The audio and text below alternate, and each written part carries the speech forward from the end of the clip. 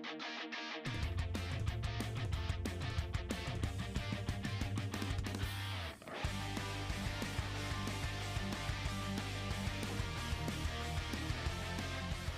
from Southern California, this is the Jim Rome Show.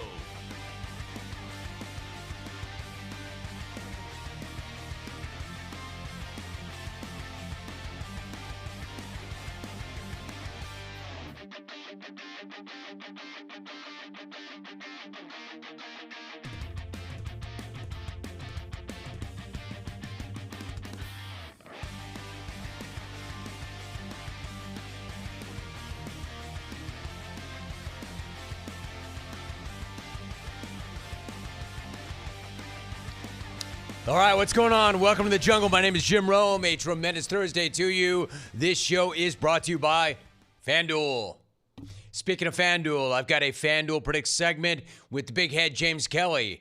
That is one of the things that we have on tap, and so you can look forward to that. Top of hour number 2. All right, let me set you up very quickly. I'm not going to spend a lot of time on it because you know where I'm going with this. I want to make sure you know where to find me. I want to make sure you know where and how to engage with me and the program. Start with your telephone. Yes, you can still call the program. It's a radio program, but it's a TV simulcast too. So 1-800-636-8686. If you're watching me on the stream, you're watching me watch something else. What I'm looking at out of the corner of my eye is the Bag Roadshow. I will get to that later on. LeBag has taken his show on the road, which, by the way, is not a bad idea. It started off extremely cringy and extremely corny and extremely baggy. But the more I watched it, the more I got sucked into it. And the more I thought, you know what? It's not a bad idea. Take that baggery on the road. We'll have that for you a little bit later on.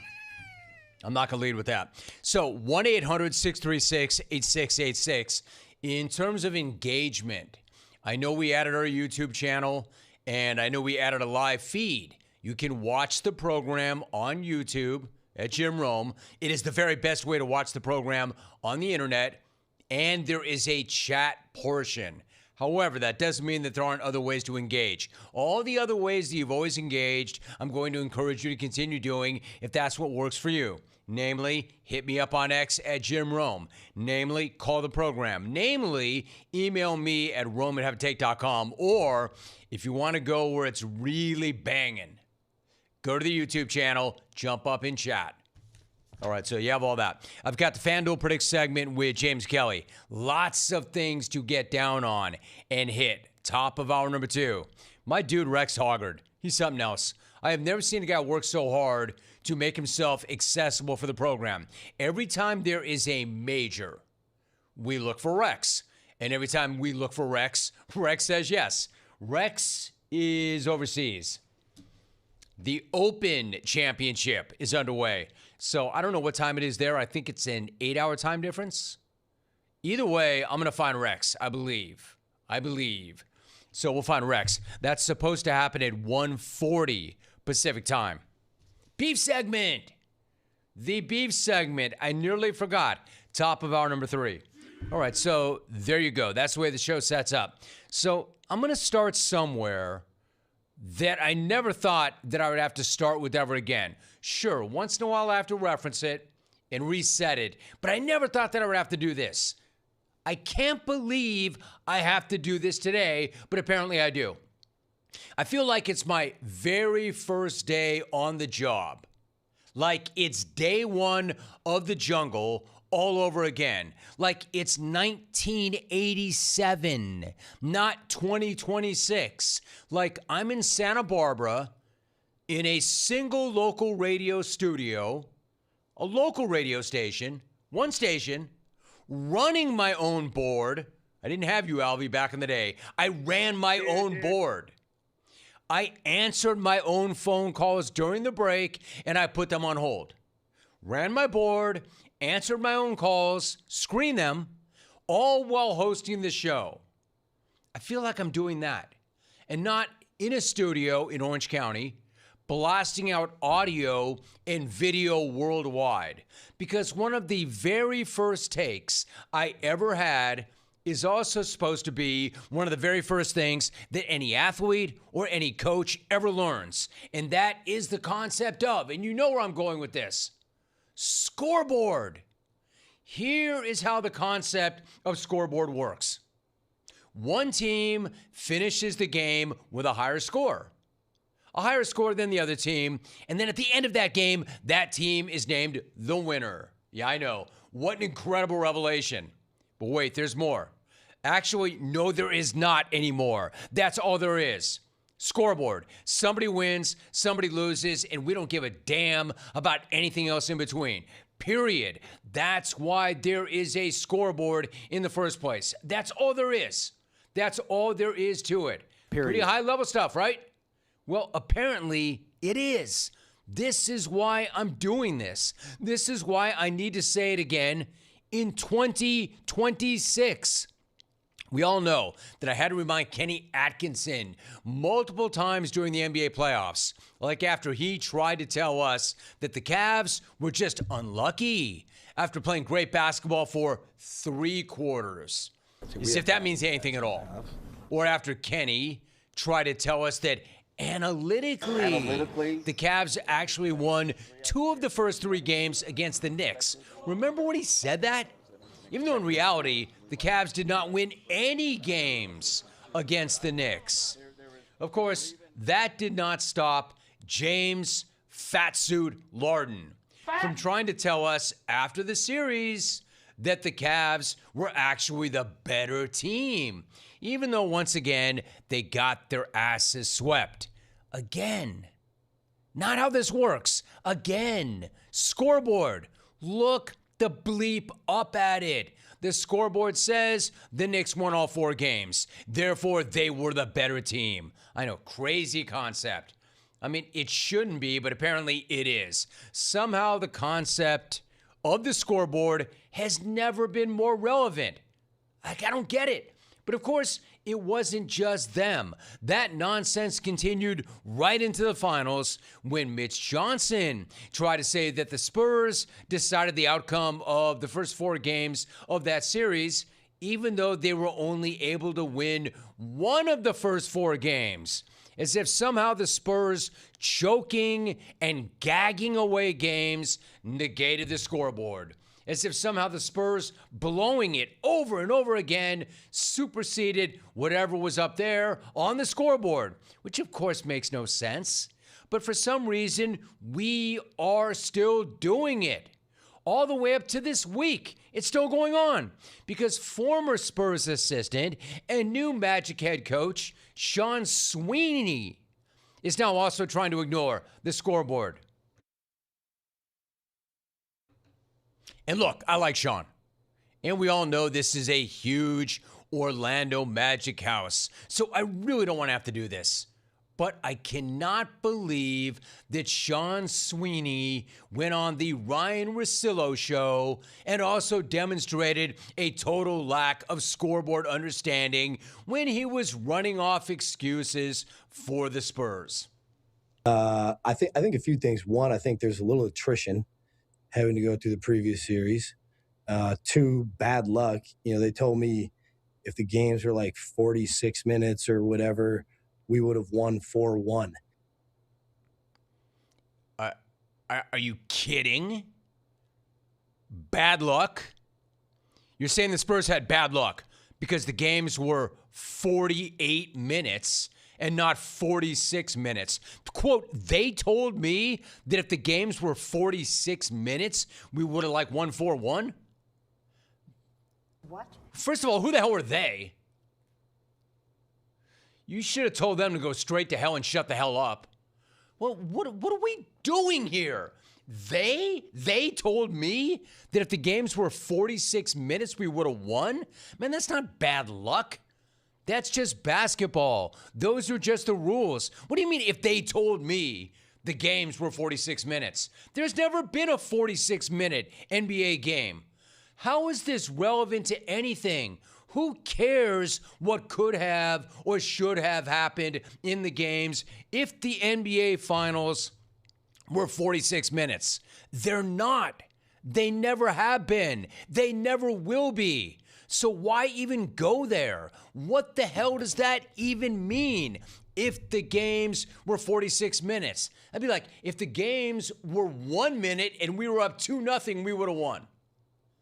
If the games were 46 minutes, in the words of this week's podcast guest, Andrew Brandt, what are we doing here? I mean, what are we doing? Like, what am I doing here? Like, what am Pod. I here for? Good what pod. Are we doing Good pod. Here? Scoreboard says you lost the series in 5 games. That is the end of that discussion. It's not any less of a failure because things would have been different if the games were only 3 quarters or 46 minutes or 46 seconds. In fact, you know what you could say? Blowing it in the crunch time over and over again just shows that the Knicks were the dominant team because everybody knows that the crunch time minutes are the toughest and most important minutes. That's why they're called crunch time. That's why it's also called in the clutch. They don't call it crunch time because it means less. They call it crunch time because only the first 46 matters, right? That's not why they do that. I can't believe I need to say any of this, but I will give Sean Sweeney this much. At least he admits that he's lost a lot of sleep over that series. At least he's not trying to tell us he has no regrets. Like the England manager. I'm still talking soccer when I pledged to all of you yesterday I would never do it ever again. I thought that I might never mention the sport on this show ever again, but I just can't ignore that England gag job or the utterly absurd post-game comments from the architect of that all-time choke. He said, and I quote, "I have 0 regrets. We played one of our best matches, maybe the best." End of quote. Oh my goodness. Really, dude? 0 regrets? I think you should have some regrets. I think you should have all the regrets. After you went up 1-0 and you tried to park the bus and defend for a half hour against the greatest player ever. Great strategy, manager. Everybody knew in real time how moronic that was, and yet even after the fact, you're going to stand up here and say you have 0 regrets? 0. How? How do you have 0 regrets? How do you have no regrets? Personally, I have like 1 million regrets, and none of them are as regrettable as what just happened under your watch yesterday, manager. Dude, you were up a goal with 5 minutes left to bring a country who has not won it all since 1966 to a World Cup final. But you have no regrets? Actually, 0 regrets? If by 0 regrets you mean the biggest regret of your lifetime, then sure, you have no regrets. Otherwise, nobody's buying that bullcrap. And the second part of his quote might be even worse. Quote, "We played one of our best matches, maybe the best." End of quote. Scoreboard, look up at it. It says you lost. And since it's the only game at this tournament that you lost, it obviously was not one of your best matches. It was obviously one of your worst. All right, fine. Sometimes you can play well in a loss. Did that happen yesterday? Hell no. England had 12. I love when I break down soccer. England had 12% of the possession in the game after they went up 1-0 in the 55th minute. That is what you're calling one of your best matches? A match that you spent half the game cowering? A match that you had in your hands only to let slip away because you did not have the sack to finish the deal. Finish him. The way Argentina does over and over and over again. Let me help you out here, bud. Number 1, scoreboard, look up at it. Number 2, that was not one of your best matches. That was one of your worst. And number 3, you should have plenty of regrets. But why is it that nobody can lose anymore? Why is it that the entire world is following Giannis's lead? The whole world is like, there's no failure in sports. There's no failure in sports.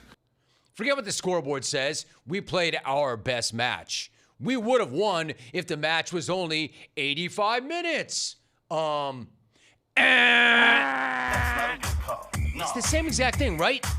If only the NBA Finals games were 46 minutes, the Spurs would be world champs. If only the World Cup semifinals were 85 minutes, England would still be alive. Hey, if I were 8 feet tall with sick handles, I'd be running with Luka on the Lakers.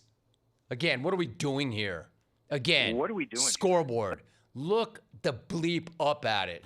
Yeah, but good luck, England.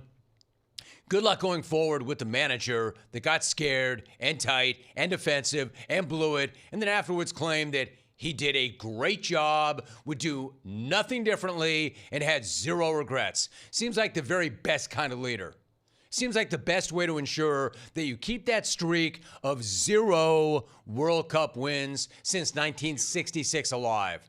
That's English soccer for you. 0 regrets and 0 World Cup wins in 60 years. One more thing, as long as we're not talking about soccer. Probably not a good idea to provoke Messi. Probably not a good idea to get in Messi's face when you're leading against Argentina in the World Cup. Because he might just turn around and dish out 2 assists in a 7-minute span and rip your heart out of your chest and show it to you while it's still beating and make you eat it. Let me put it to you this way. If you push Messi to the point where he makes his Robert De Niro face, you're probably screwed. Heat. That was a good movie. Anyway, unlike the rest of these losers, Messi clearly understands. Can't believe I'm holding up a soccer demigod to make my point. He clearly understands one of the most basic things about sports, the scoreboard. He knows it's not over until it's over, and he knows all that matters is coming away with the dub. The whole team gets it. That's why they're back in the World Cup final. That's why they're still alive. But just remember, this was never a soccer take. This is a scoreboard take and a calendar take. It's not 1986. It's 2026. Why am I doing this still?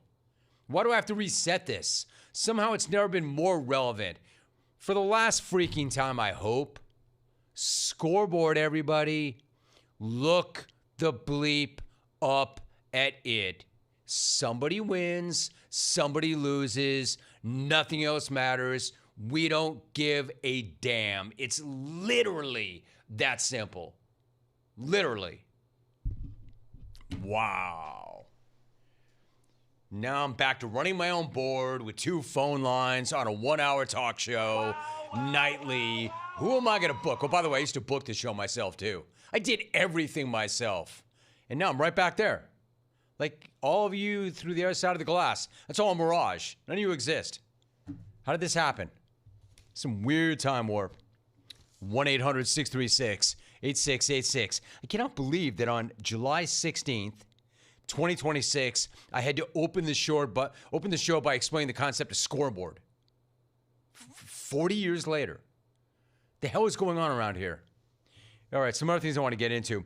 I tried to get into this earlier when I came back from the lake because it happened while I was at the lake. That trade, the Celtics trade, Jaylen Brown. But then I kind of missed it, right? Like if I'm gone for 2 weeks, I can't reset things that happened 2 weeks ago, even if it's that big. But Jason Tatum was asked about it last night at the ESPY, so it kind of gave me a way in. So I want to go back to that.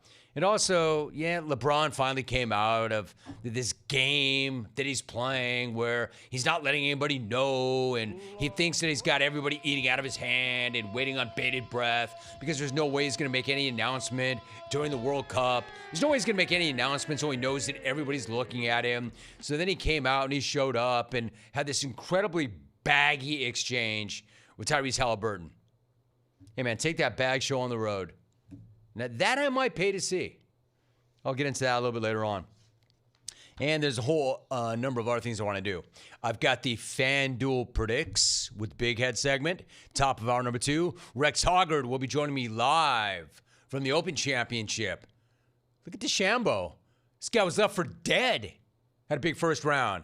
Scotty Scheffler, not playing real well of late. Looking pretty good. And we'll talk about the track and the fact that it hasn't rained over there like in 8 years. We'll get into all that. And a beef segment. What is your beef? Hey, Tom, remind me, have I done a beef segment with the chat? We did one, right? We did one. B-Web, for some reason, didn't want to do it. And Tom was like, dude, do it. Do it. He's like, nah, it's Jim's segment. No, Brian, it's your segment, dude. It's your show. Next time, do it. Anyway, in the chats, if you want to start beefing, go ahead anytime. Start 1-800-636-8686. All right, there you go. I don't know why I gave myself a tongue for that. I wish I had never had to do that. But clearly I had to do that because suddenly nobody loses anymore. Celebrate America's 250th anniversary this year with limited edition O'Reilly Brake Parts Cleaner while supplies last at O'Reilly Auto Parts. Right now, get 2 cans for only $8. The professional parts people can recommend all the parts and supplies you need for your next brake job. So pick up your limited edition brake parts cleaner cans. Celebrate America's 250th anniversary. Stop by your local O'Reilly Auto Parts store or shop online at O'ReillyAuto.com. You're listening to The Jim Rome Show.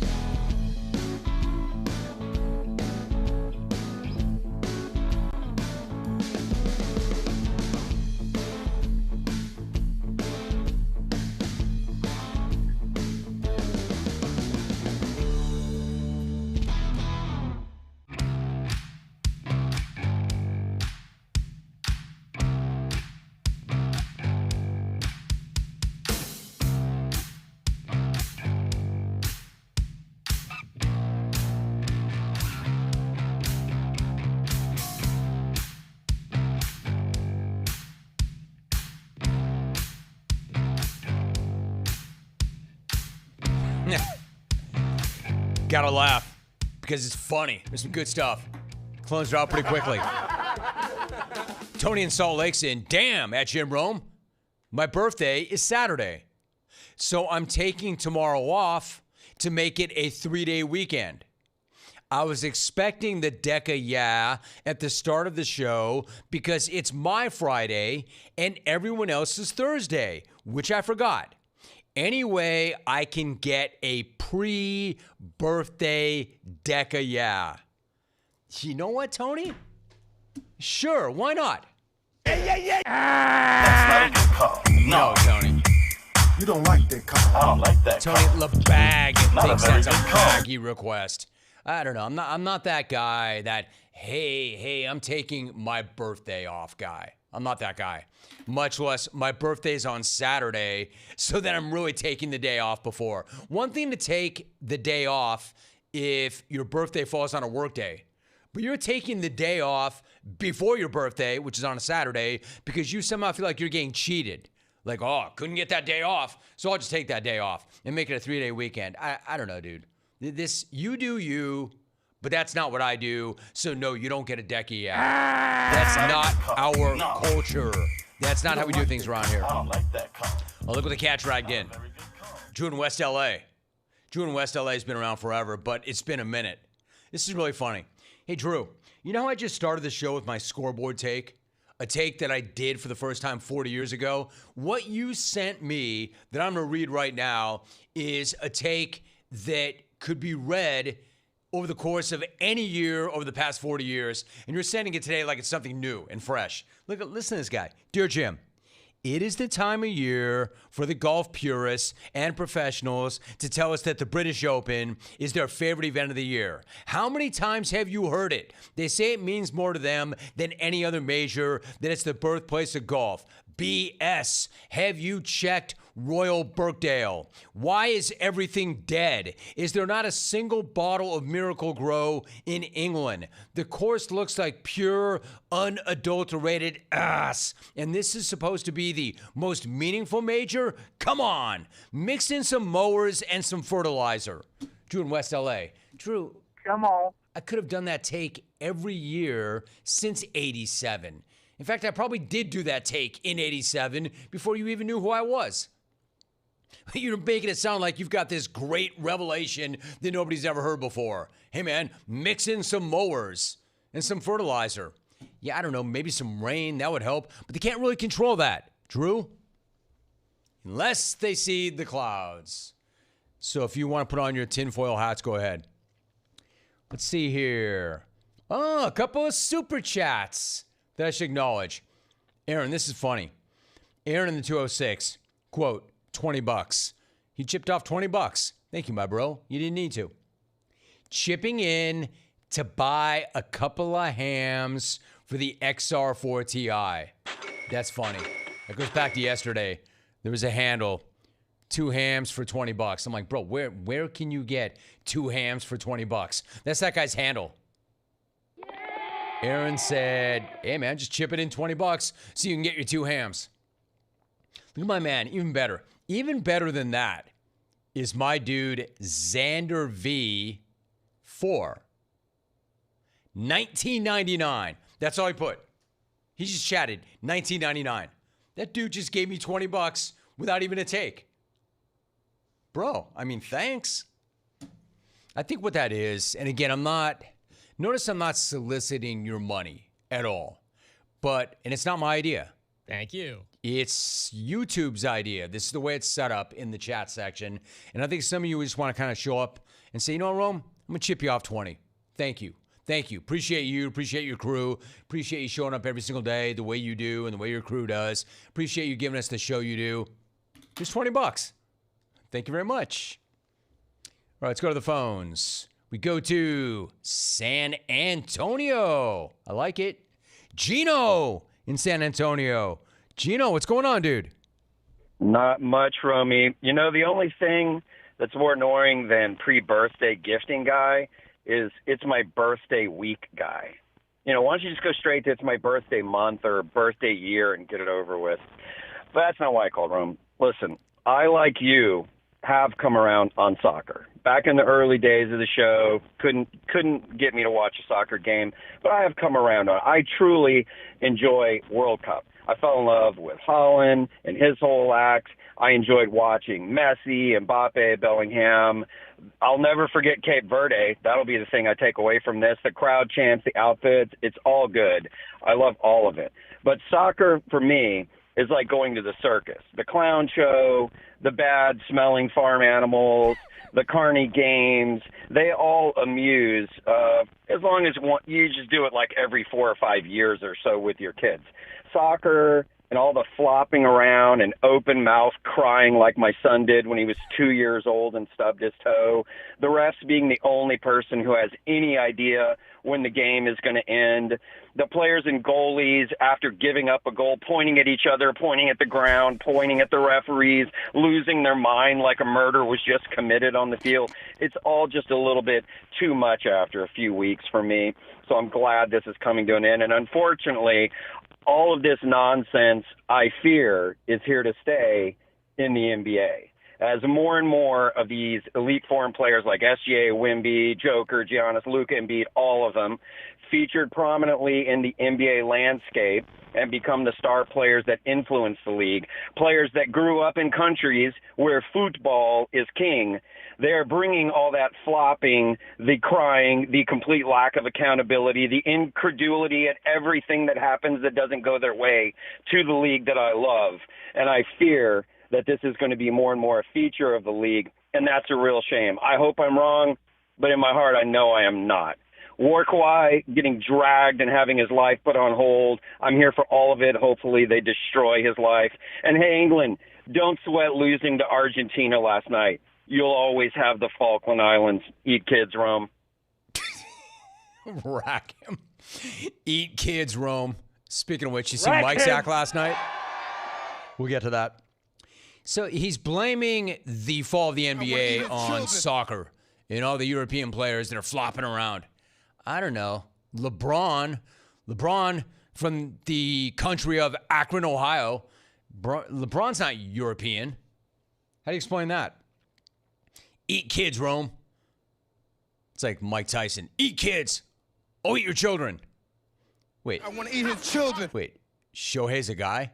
Mike at the ESPYs. What a Mike moment. That was like not only a vintage Mike moment, that might have been Mike 20X. And again, I don't want to get on the wrong side of Mike because Mike and I made up after Mike admitted that he wanted to kill me once.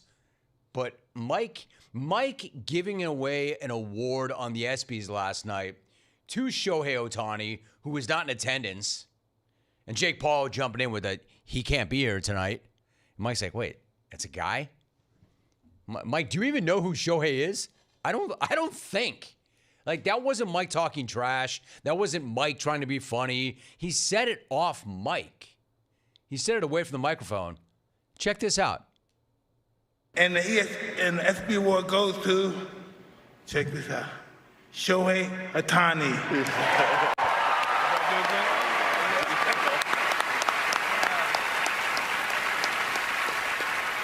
Shohei could not be here tonight. He sends his gratitude and appreciation to ESPN and everyone who voted for him. Shohei's the guy. All right, so I don't know what my favorite part of that is. Mike saying right before he announces it, check this out. And like I nailed it. Shohei Ohtani. Like, watch this. Watch this. I'm going to nail this name. What, you mean the most recognizable name in all sports right now? That one? That's not that hard to say? Check this out. Check this out. Shohei Ohtani. Crushed it.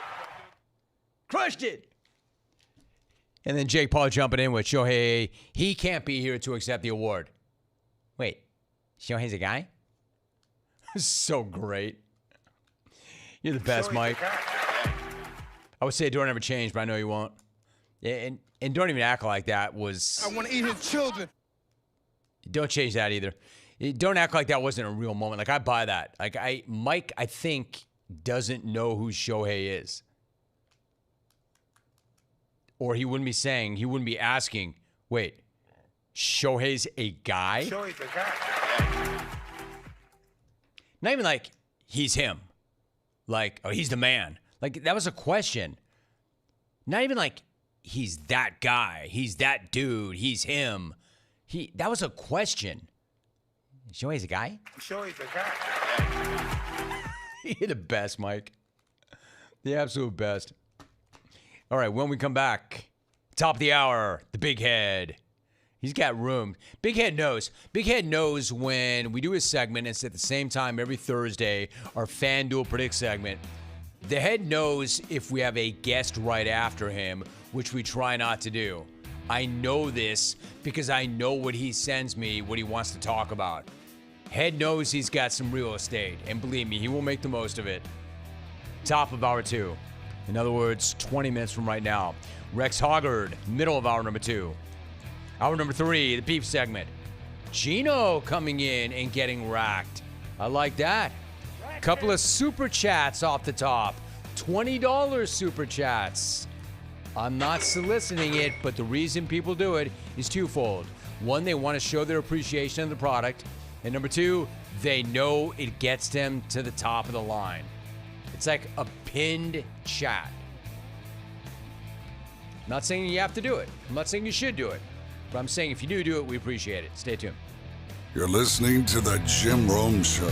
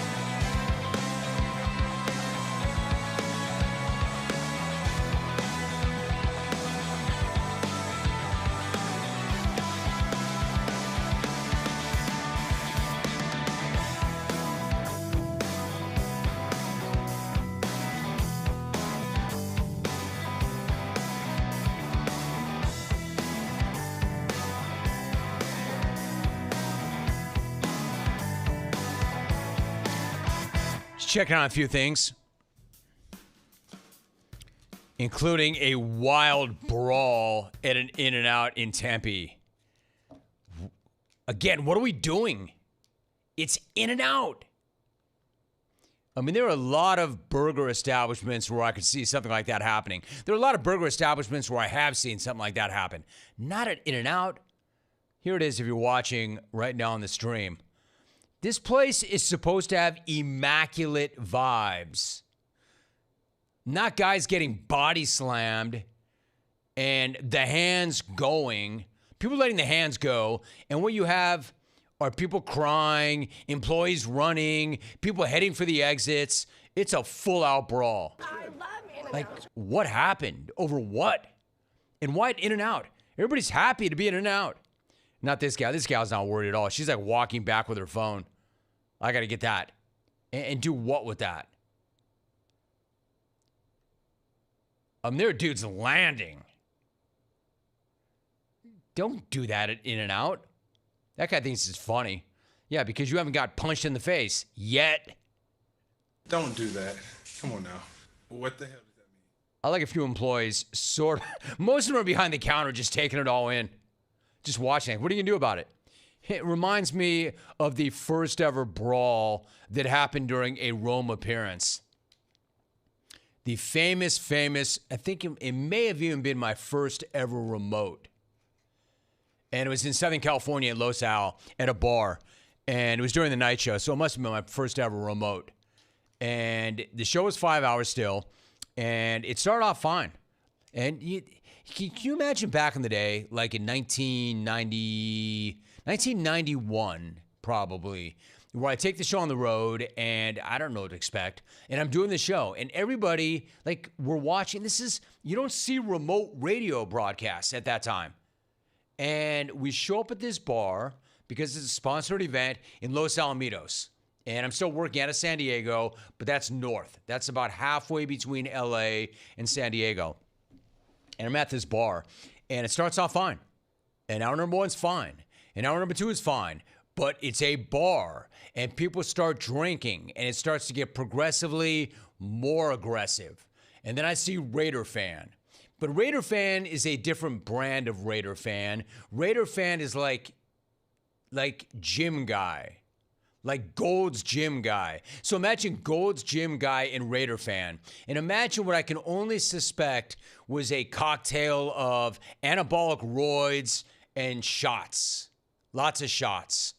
And then all of a sudden, there are chairs flying, there are hands that are landing, and there are people running for the exit, and I see a few women crying, and I weirdly think that I'm like the preacher in the box, and they'll listen to me. I'm like, hey. Meantime, my engineer is under the table.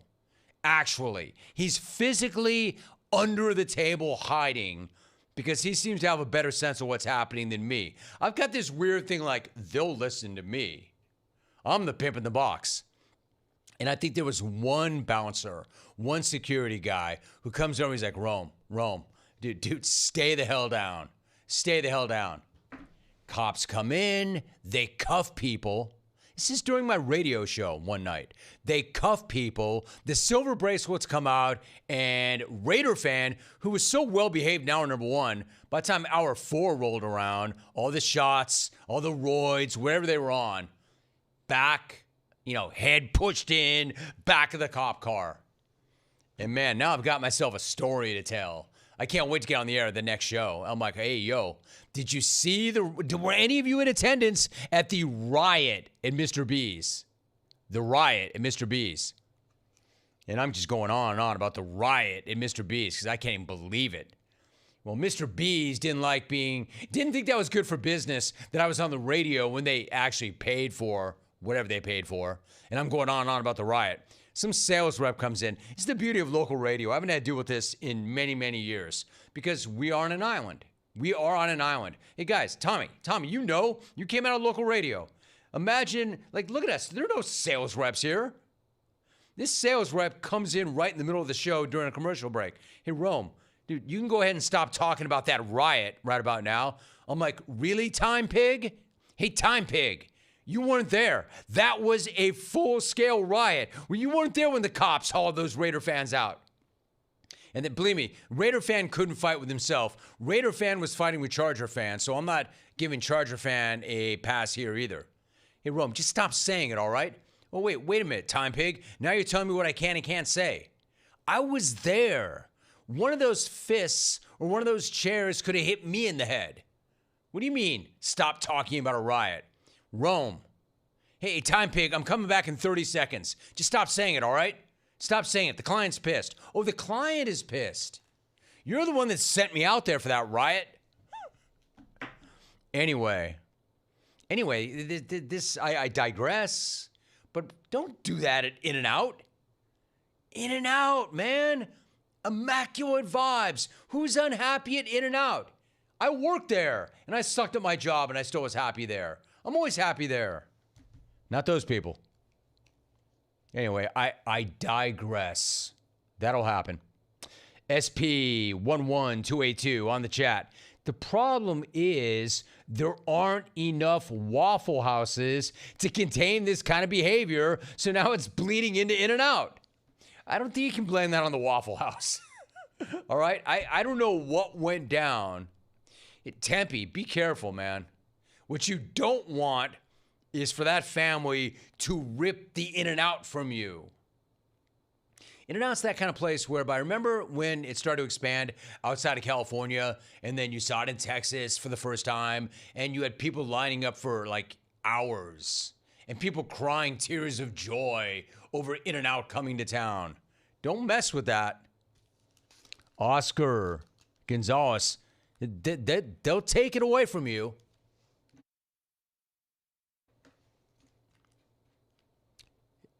They've taken other things from you of less value. This guy writes, knocked out. In knocked out. You guys were getting knocked out. There was some serious haymakers being thrown in that video. Like, I don't want to glorify that. Have you noticed that one thing I don't do on this show? I don't play the brawls that play out at stadiums, at games. I don't want to glorify that. I don't want to make that seem like, hey, that's pretty cool. Check this out. I only played that because it was In-N-Out. Like, that should not be happening there. It shouldn't be happening anywhere, but especially In-N-Out. Like, I'm looking at a commercial right now for another fast food joint.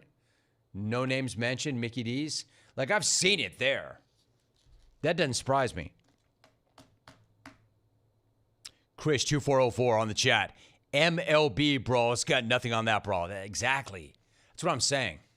And I don't glorify that stuff because that's not cool. I don't think it's cool that you can't go to the game without being fearful that you might get into a brawl because you said the wrong thing, you wore the wrong colors, your kids saw you get knocked out as a dad. Like, I hate all that so much. That's why I don't play that on this show.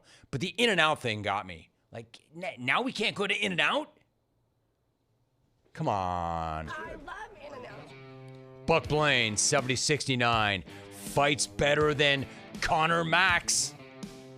They landed a lot more punches than Conor Max. I'll give you that. Those were better fights than Conor Max. Conor Max now is asking for a no contest in his fight. Good luck with that. James Kelly joins me next. Wait for it.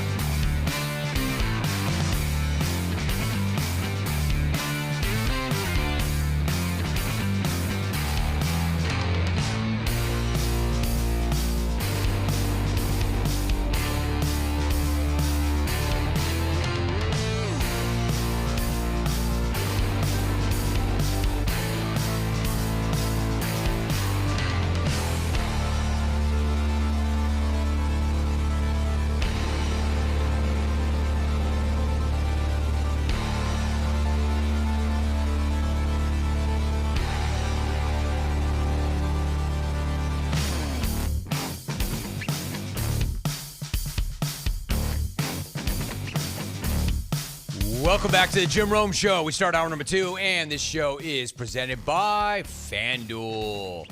My pals at FanDuel. In fact, I've got my FanDuel Predicts segment with James Kelly coming up momentarily. Do not go anywhere. He is locked. He is loaded. We have a lot of action. Lots of action to get to.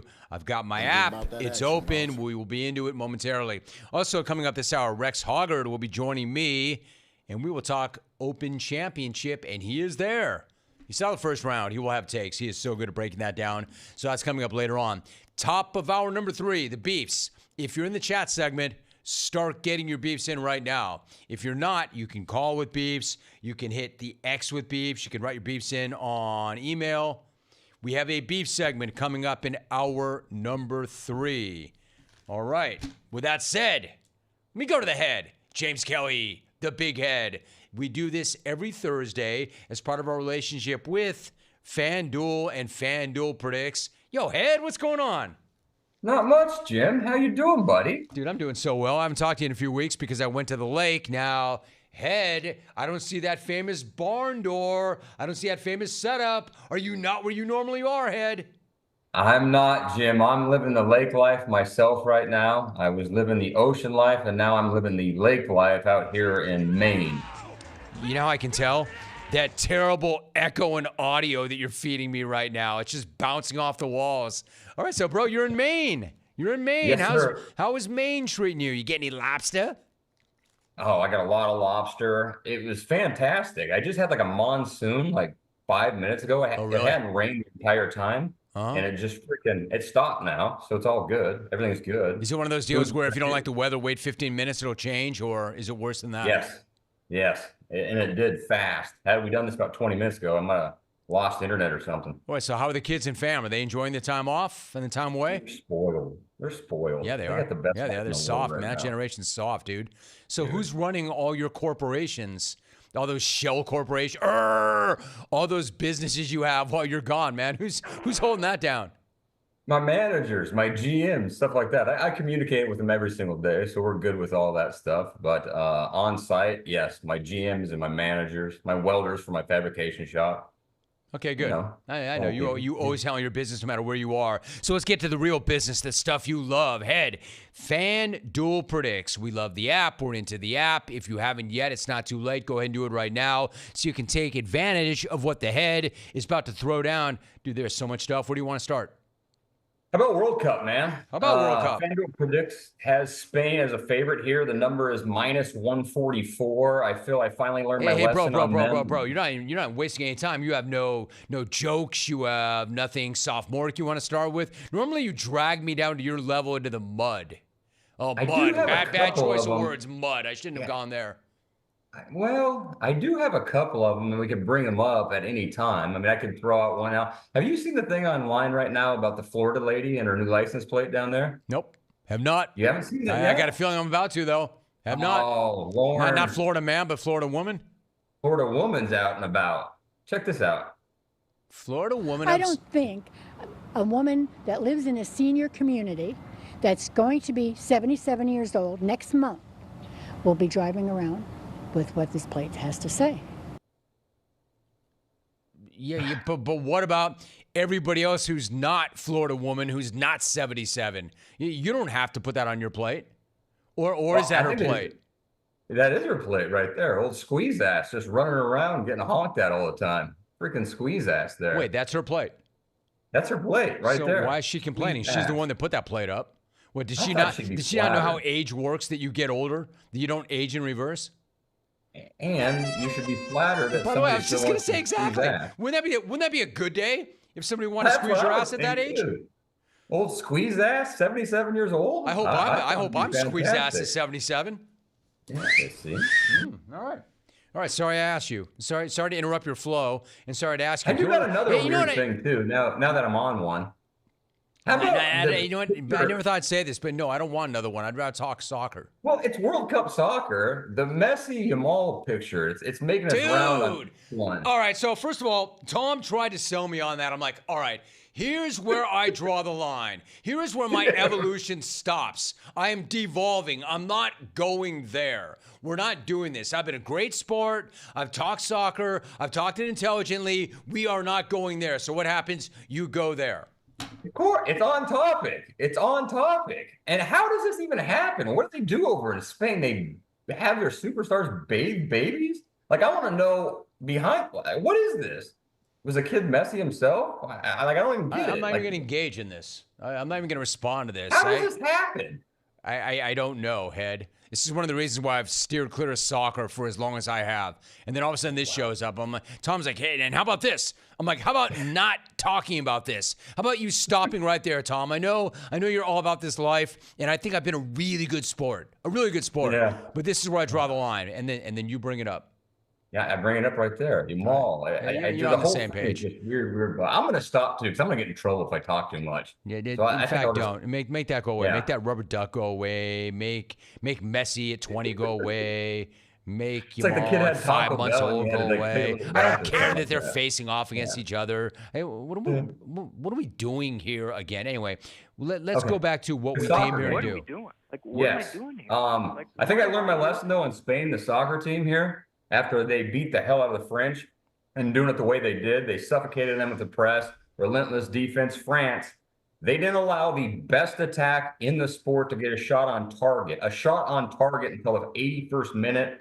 Everything France did was slightly overhit or misdirected. They were off. Their execution was ass, and it's because of the Spain D. That defense has allowed 1 goal this entire World Cup, and outside the suffocating defense, they dominated the ball. They played with patience and poise, and France couldn't handle it. Those 2 things, D and dominate the ball, is why I also like them beat Argentina and Messi outside that weird picture. England did an excellent job on Messi for the first 60 minutes, and then everything went to hell. He was able to get free, drift. I don't see that happening here against Spain. And like you said, nice call. After that 54th minute, 12% control of the ball for England. That's not going to happen with Spain. They're going to set history. Also, extra day rest, love that part. And a little small one. 6 of their 7 games in air-conditioned climates. I think they're going to be the fresher team as well. 37. Way to go, Head. I love your data. I love your intel, especially for soccer.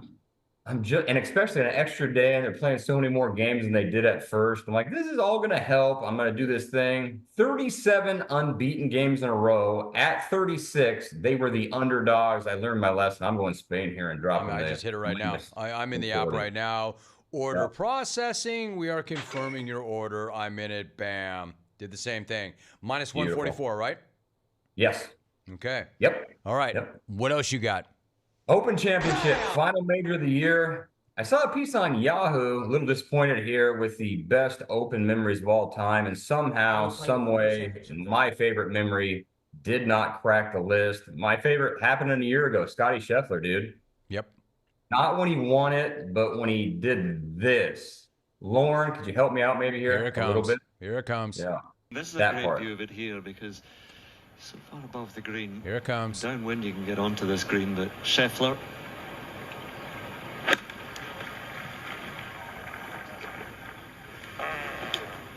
There it is.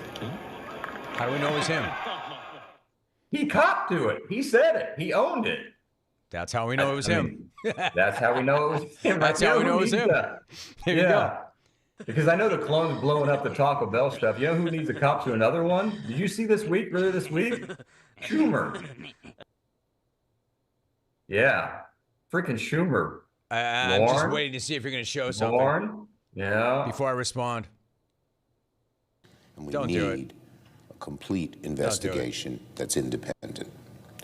Now on Iran and the NDAA. When all the Trump administration can say about his disaster. How do you know that guy did it? Did he own it Yeah, too? well, like you said, we need a complete investigation into who did it, and I think it was Chuck himself. So we'll find out that one anyways. Dude, anyway, are you like 50 or are you like 6? Anyway, what are we doing with the Open? Driving accuracy, irons, scrambling, all the things we're looking into, all that kind of stuff. Scheffler, after one round, he is the favorite. He's at -2 right now. I'm going to go, you can do that. You can hedge your bet, take him and take someone else. I want to take Cam Young, plus 900, the second guy on that list right there. He's at -3 right now. I'm also going to go with a couple English dudes, Fleetwood and Hatton. He does know. Fleetwood does know that 1320. course, dude. Yes. Yes, they do. And then Hatton as well at plus 1900. So we're going to throw a couple bets Darts. out there. Maybe we have. Yeah. All right, I'm What's doing that? this. I'm doing this as you're speaking, but this is a lot of multitasking. So I did hit Cam Young. How about DeChambeau, man? Bryce DeChambeau was left for dead, hasn't made the cut at any major, and all of a sudden showed up and shut a lot of people up. It's only one round, but there's value there if you believe in this guy. Really good value there. Like you said, because I thought about him yesterday, I'm like, man, he's done nothing this year at all, and he really didn't care about. And Sir Nick going Faldo under. lit him on fire. Lit him on fire. Of course he did. Like he knows nothing about links. And then he went out there and Imagine if he freaking went out there and won this thing. That's what I'm saying. There's value there. Very good value there. Yeah. But you're not hitting it. No, I'm not hitting it. I'm going with the English dudes, man. Okay. All right. Hatton and Fleetwood. Fleetwood's got to get there at some point. You would He's think gotta at some get there. point. Tell me again really quickly. Every time I hit what's Cam our Young, number? What's our Fleetwood number? Fleetwood plus 1320, I believe. Okay. And All right. Hatton is plus 1900. There's something there. All right. I will there's give a that. lot of really I good have not hit that yet, but I will give that some consideration. All right. So are you done there? Are we going to move on to something else? We're done there too. Yeah. All right. How about some baseball? Do we have any baseball? We do. I mean, we got a baseball game. We're starting the second season tonight. Mets v. Philadelphia here. Yep. For all the first half problems for the Mets, Christian Scott, I believe he's pitched tonight. He has actually been pretty good for him. Second season in the big, he could fan people, 65 Ks in 54 innings. Now his one problem is location and giving out free passes, but he's playing the freaking Phillies, and they do not get free passes. They're free swingers. So I'm going to take a little bit of plus money in the Mets here today. Ooh. I think it's like plus 109 or somewhere around there. I'm looking at plus 117 right now, unless it's changed. Okay. There you go. Let's try that. I'll hit that with you. Yeah.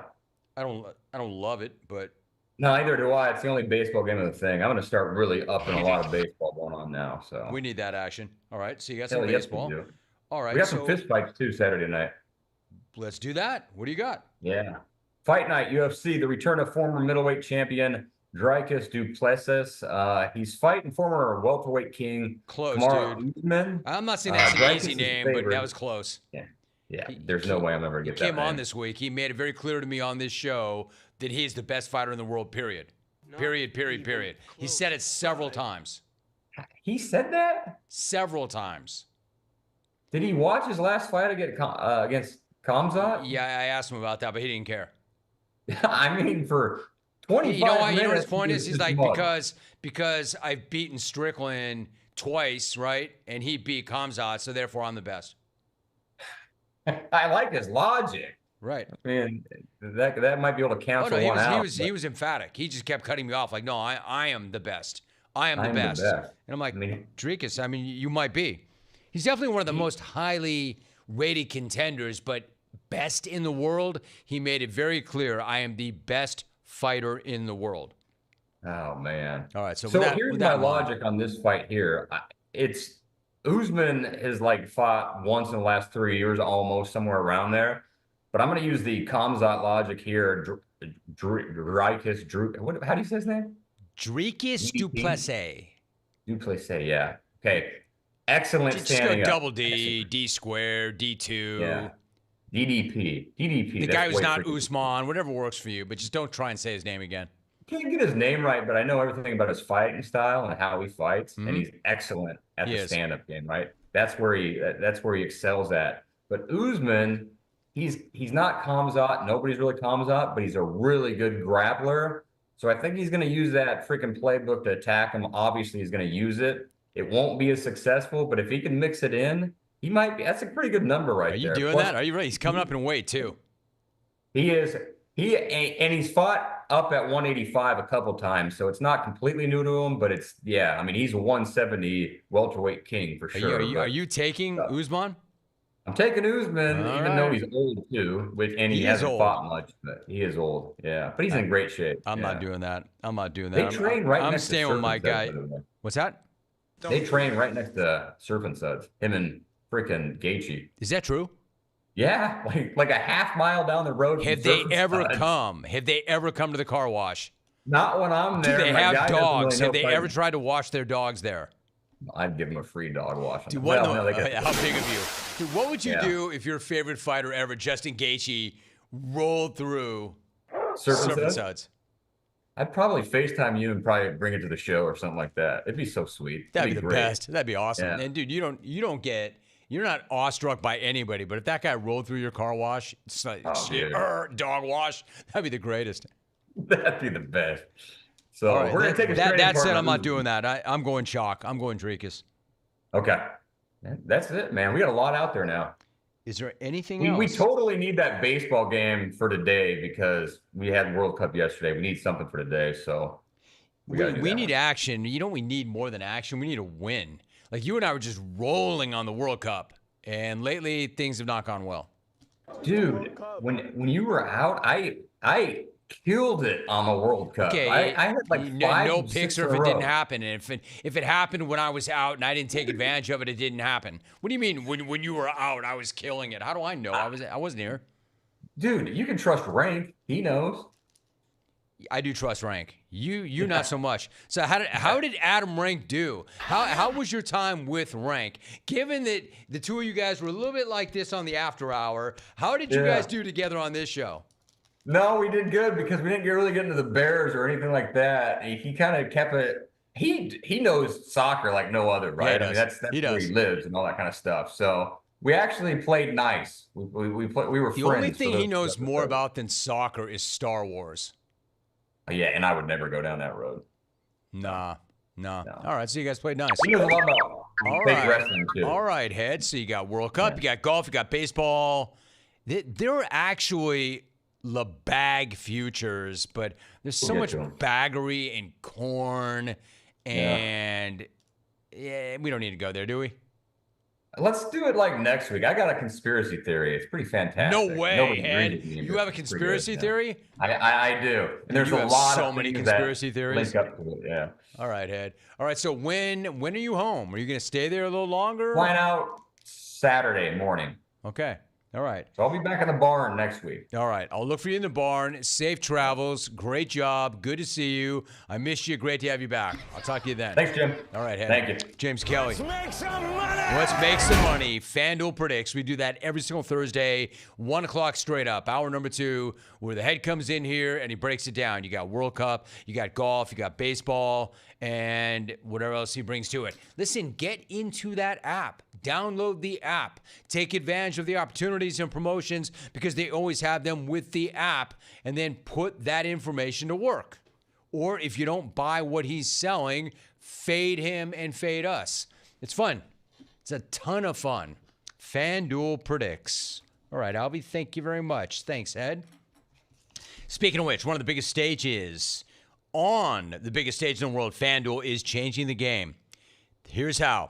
Sometimes your player gets subbed off and your bet goes with them, but not anymore. With FanDuel Super Sub, if your player is subbed out, your bet stays in. That's right. If your player leaves the match, your bet continues on with the substitute. So, you're still in it until the final whistle, because in matches like these, anything can happen, and now your bet can go the distance.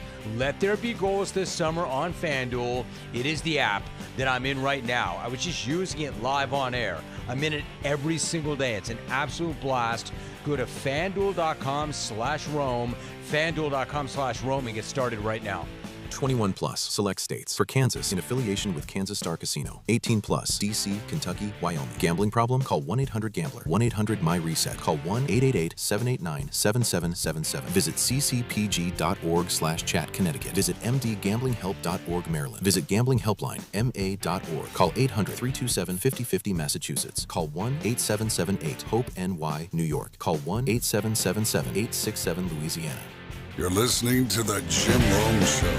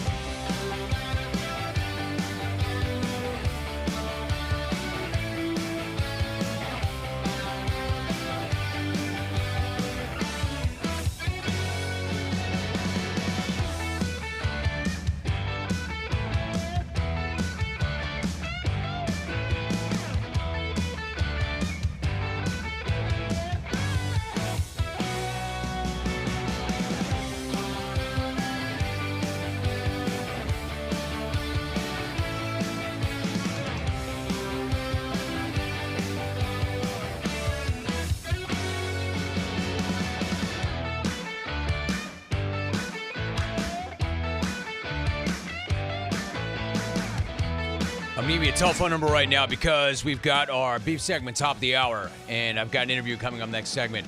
1-800-636-8686. What that means is start dialing right now with your beefs. Get in the chat with your beefs. Get on the X with your beefs. Email with your beefs. Top of the hour, we're doing beefs. Now, let me ask you this. Y'all check out Bag Fest in New York City today. It was supposed to be Fanatics Fest. It's just that the biggest bag in the world chose to turn it into Bag Fest. Yes, of course, I'm referring to LeBag, a.k.a. LeBron James. Now, don't get too excited because if you were expecting a decision from LeBag today at Bag Fest, then you were very wrong. You didn't get that. Unfortunately, the indecision continues. Of course, he would not use a platform like that to make his big announcement. I mean, come on. He had to use the platform, though. He wasn't going to waste the platform. He just wasn't going to use it for that, but he wasn't going to waste it. He had to use it instead to bag it up as much as humanly possible. Credit to LeBag. He really did succeed in that sense. He turned Fanatics Fest into Bag Fest because he was on his finest, baggiest form today. And I'm not sure how or why, but he was able to rope Tyrese Haliburton into this. But here was Tyrese helping LeBag toy with the audience. Speaking of still doing this, is there a decision that has to be made? We literally talked about this in the back. Okay, my fault. I didn't know if you wanted to. Okay, I'll leave it alone. Good one, Bags. That seemed pretty natural. That seemed right off the cuff. That didn't seem rehearsed or anything like that. It's not like it's incredibly obvious that LeBron told him to say those exact words backstage or anything like that. I mean, Hallie, bro, why are you even a party to this? Why are you involved with this? Like, I like you a lot, dude. But this is tough for me because this is what I call bag by association. This is bagginess by proximity. Tyrese, my dude, you are getting sucked into the bag vortex. You have to get away from this, dude. Unfortunately, that's not the only baggy clip that we have. I told you, dude really was on his baggiest peak form today.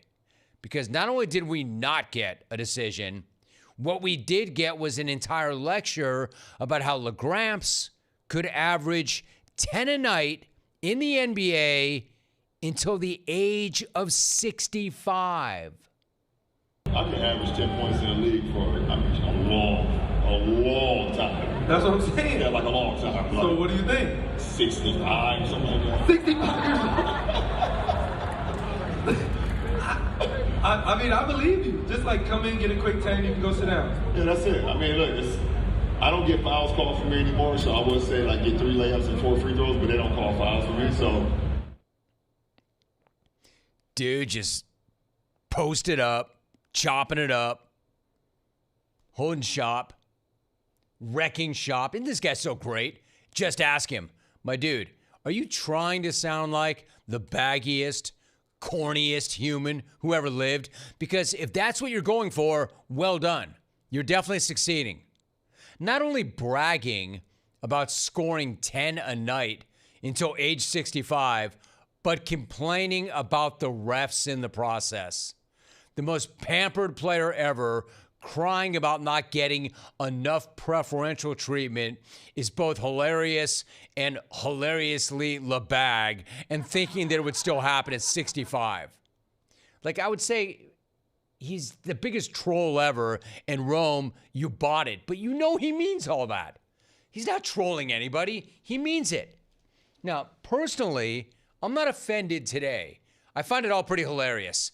LeBag has got the entire world waiting on where he's going to play his geriatric basketball next season. He knows he's got everybody's attention, so rather than just tell us his stupid decision, he decides to bag it up as much as humanly possible instead. Dude, I have an idea. because this is actually not as bad as I thought. You should take your bag show on the road. I'm serious. You should charge admission to the bag show. I would pay. I would stand in line and I would pay to see you hit the stage and bag it up as much as you possibly could and can, way before I would pay you to see you play basketball at age 41. Give me the cringe. Give me the corn every single day of watching this old man instead hooping and flopping all around and constantly crying to the refs about it. Like, why even bother with geriatric hooping when you could just commit to bagging full time? Then again, he pretty much already has, right? Like, how much more of a corny bag could this dude possibly be? I didn't think it was actually possible for this dude to get any baggier until I saw that. And of course, right when I say that, another clip from Bagfest hits my timeline. Check this one out. Philly, Miami. This guy just told me to come to the Yankees. I'm like, yeah, he said New York Yankees. We'll see what happens. We'll see what happens. Asked about his potential NBA options, he says, quote, I heard Philly, I heard Miami, this guy here says Yankees. Yeah, because of course the Yankees want you, because everybody loves you. Everybody wants you, even the Yankees. LeCap probably thinks the Rams want him to line up next to Myles Garrett. LeCap probably thinks that Messi wants him in the Argentina lineup for the World Cup final. LeCap's like, I heard Miami, I heard Yankees, I heard Messi, I heard Rams, I heard Dodgers, I heard White House, I heard the moon. I'll give you this, LeGramps. You might actually be even better at bagging than you are at hooping, and that's something because I've always given you this. You're really, really good at that. Basketball, I mean. Very few people have ever been as good at anything as LeBag is at basketball. So LeBag being as good at bagging as he is basketball is truly impressive. Take that on the show or take that on the road. I'm there. I'm there for that. I might be one of those people that follow you around on the road watching all your bag shows. Can't get enough of that cringe and that corn and that baggery. This dude's just sitting up there, just lapping it up. Come on, man. You really gonna ask me that up here? Well, yeah, you told me to. Come on, man. You think I'm gonna give you the decision up here? You're really gonna ask me that right now, Howie? Yeah, Bag. You told me to backstage. That's why I'm here, right? To bag it up. Too much. Too much corn. Too much cringe. But you know what? I actually kind of like it. Better than all that geriatric flopping around and disrespect that you think you're getting. Dude's like, yeah, man, I could play till I'm 65. Man, if I could get a call... I'd play till I'm 65. You know what my concern is? He might actually try. We'll never be away from him. And then every summer there'll be a new decision, and he'll be bagging it up and playing till he's 65. And then Bronny's going to play till he's 40. We'll never get rid of the guy. All right, when we come back, I got to get out right now. Rex Hogger is supposed to join me from over the pond. Stay tuned. You're listening to The Jim Rome Show.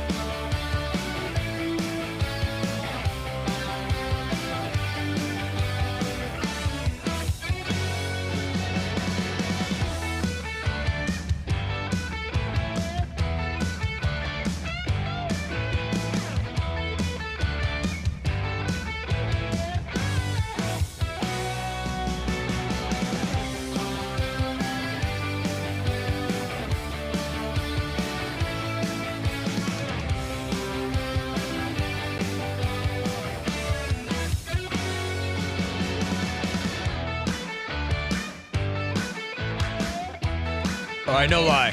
Fully transparent. I love this. I love this. I love when we do this. I love this relationship. We are joined right now by a Golf Channel insider. He is a senior writer for GolfChannel.com. He's co-host of the Golf Channel podcast with Rex and Lav. He was part of the legendary Rex Streak here in the jungle. Golf Channel has comprehensive pre- and post-round coverage of the Open Championship from Royal Birkdale Golf Club in Southport, England, on Live from the Open Championship through Sunday. You know I'm talking about my dude, Rex Hoggard. Rex, if it's a major, you know I'm going to try to connect with you, and I know you're going to try to make it work, and you have done so once again, even for an international conversation. Rex, my guy, how are you doing, and what time is it in England? Not late. I think it's around 9:40. I think if I have the timing right on this, it's not too bad. We just finished up. Look, the round didn't finish up until almost 9 o'clock, so we had to be here anyway. But I'd like to make one humble request. If we could just do the lower third and just make it Rex number 7, that would be awesome. If we could just do that. That's the least I can do for you. The lower third, Rex number 7. All right, so I will have the XCR and Lauren work on that, but you'll just be Rex number 7 going forward. Very good. So, Rex, the first round of the Open Championship, you look great. The first round is in the books. Do what you do best. What were your biggest takeaways from day one? This was the most open round of any open round I think I've ever watched in my entire life. And we talked endlessly leading up to this about how experience was going to be so important, about this golf course was going to challenge players so much tactically because it was so hard, it was so firm, it was so fast. It was going to make players really think their way around the golf course. And on top of the golf course is Jackson Suber, who has played exactly 27 links holes in his entire life, has never even been to Europe before this week. So it shows you how links golf can just be so different. But the leaderboard is actually a really cool, I would call it a potpourri of old and new. And you have Hendrik Stenson, who's playing the senior tour. You have Jackson Suber, who's a rookie, who's playing out here for the first time, and pretty much everything in between. And I think it's a testament to this golf course and a testament to the forecast. When we showed up early this morning about 8:30, there was virtually no wind. The golf course was as gettable as it's going to be all week long. And then as you got into the afternoon, the winds came up and we saw Royal Birkdale be Royal Birkdale. Rex, have you noticed the lower third? Have you seen the adjustment we've made? Yes, that is perfect. It's my dude Lorne, the XCR. Well done. Rex number 7 joining the show live from overseas. All right, so what about Scotty Scheffler? We haven't talked about him yet, the defending champ. He seemed not so invincible so far this year. The world number 1 has not won a tourney since January. He missed the first cut that he missed in 4 years last week at the Scottish Open. However, he did shoot 200 today, 68. How does he look to you? He looked pretty good. And all those things, despite missing the cut last week, he was still my pick simply because he's still the world number 1. He's still the guy everyone's looking up to. He's still the best player when it comes to ball striking, which was going to be the key on this particular golf course. He's also the defending champion. He's the champion golfer of the year, at least until we get to Sunday. And I just feel like he is off by margins. This is percentage points of percentage points that we're talking about. And it gives you an idea. It's just golf sometimes. You play, Romy. You know, sometimes you can just get out on the golf course and feel great and get a bad bounce here or there. And next thing you know, it's a bad round. That's been the case with Scotty most of this year. But I would argue if you look at what happened today, this is more what we've come to expect from Scotty. Did not have his best stuff. He's still 2 under. He's still right in it. And I'm going to be stunned if it comes Sunday afternoon if he doesn't have a chance to win. Rex number 7 joining us, and what a stud for doing so. It is almost 10 o'clock p.m. local time, and he's still making a point of coming from the jungle. So, Rex, what about Bryson DeChambeau? Talk about a guy who's been struggling. He missed the cut for the first 3 majors this year, under fire. Sir Nick Faldo lit him on fire. And then the guy comes out and he shoots 370 and did so with his new 3D printed irons. Given how much he has struggled this year, what do you make of what you saw from him today? It was a wildly impressive performance. You brought up the irons. The one thing that I think Bryson has been missing, and he missed the first 3 cuts of the year in the major championship. So he was coming into this week looking at an offer for the major championship season. And if you're a player of Bryson's category, that's simply not good enough. And so there was a lot of pressure on him. But the one thing that he has been struggling with the most when it comes to these major championships is his iron play. So as you pointed out, those irons were just put in play this week. They were just approved just a few weeks ago by the USGA and the RNA, and we saw a side of Bryson that we haven't seen in a very long time, a much more complete player. I will say it was interesting that the one thing you brought up, Sir Nick Faudo, he said that Bryson doesn't understand how to play links golf. He doesn't understand how to be tactical. Bryson leaned in to he felt like he was very tactical on Thursday. So he's taking this to heart. I mean, he has a chip on his shoulder. He didn't speak with the media after the round today. And I think that's going to carry over. The opposite side of that, I feel like Bryson had an opportunity to change the narrative today. He could have done what he always does when he steps to a microphone and been the most interesting man in golf, and he chose not to, and that's disappointing. That's really interesting. I mean, yes, it's disappointing. It's disappointing anytime somebody doesn't step to the microphone, but you wonder, man, has he got that chip on his shoulder? And then again, like, what's his mind, his headspace like? Is he a YouTuber? Is he still that guy, that world-class guy? Is he all of these things? Like, where do you think his head is at, actually? Jim, I am not crawling into that head. That seems like a frightening, terrifying place to try to crawl into that head. But I will say, I think he's taken a lot of this criticism that, oh, you're a YouTube golfer, to heart. He clearly still wants to compete with the best players in the world. He still wants to win major championships. And I think that's motivating him to finish up this season. There's also all of the narrative going around Live Golf. What's going to happen at the end of this season when the Saudis pull the funding? And so I think there's a lot of things going on inside that head, but he is still the type of player that can kind of change the game. I made the argument when he won the US Open a few years ago at Winged Foot that he had the ability to reinvent the game, but with just the way he approached it from a very scientific, from a very analytical point of view. We saw that today. It stands to be seen if he can do it for the next 3 rounds, but it's still impressive and it's still fun to watch. No, I thought it was great. It was good to see. Rex number 7 joining us from England. Rex, what about Tommy Fleetwood? So he returns to his hometown of Southport. He competes on a course that he's very familiar with. He shot 69. Could you see him being a factor on Sunday? I hope so. There was a scenario early in the week that was kind of the dream scenario if you're in England, where if somehow England could have won that game last night against Argentina, the final was going to be Sunday afternoon. Well, they could have. They should have. They certainly could have. They certainly should have. Sorry to interrupt you, my guy. No. I got to tell you, that was the most entertaining experience. I was at a pub last night watching that, and I got to be honest with you. Tell me, what was that like? I have attended a lot of SEC football games. I've attended a lot of NFL football games. It is nothing like that. They were throwing things against the wall. It felt like a WWE fight broke out. It was a really amazing experience. But imagine that scenario where you had England playing for the World Cup and you had Tommy. You pointed out he grew up here in Southport, snuck on this golf course when he was a kid. I have been here since last Sunday. And he played a practice round on Sunday afternoon, and that's considered an official practice day here at the Open Championship. The crowds were larger on Sunday here for a practice round 4 days before the championship started than they were at the Scottish Open for the final round. So you get an idea of the pressure and the intensity that he's under. I can only imagine what it feels like to be Tommy right now. Was there anything left of that bar after that game? No, and it certainly wasn't me either. I got to tell you, I was in there with another American friend of mine. I was in there with Ryan Lavner, and we ran, not walked, ran out of that place. Hell yes. The fact you even were in there tells you all you need to know about you. But you are a former Marine, right? So you got that grit. You got that grit. Oh yeah. So Rex, and I can outrun Lavner. That's the beauty. I don't have to outrun the crowd. I just have to outrun Lavner. You're on your own, Lav. So before you go, you mentioned Liv. So Phil Mickelson's absence on the course continues, and for the first time since 1989, he's not going to play in any majors this year. So with Liv unraveling, as you mentioned, the allegations detailed in Alan Shipnuck's reporting on Mickelson last month, what do you think the future looks like for Phil in the sport?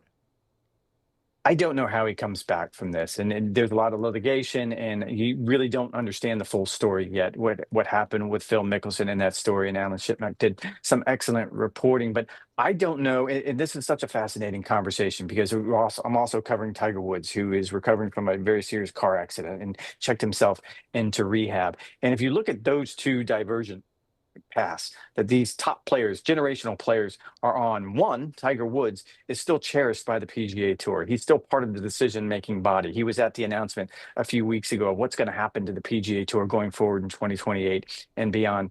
Phil Mickelson has been pretty much banished to the Badlands, for lack of a better term. And it's amazing to me because there's no way you could have seen this coming even just 10 years ago, that these players split in this. And it kind of came to me earlier this year. That was the first Masters that was played without at least one of them in the field since 1992. This really feels like the end of an era.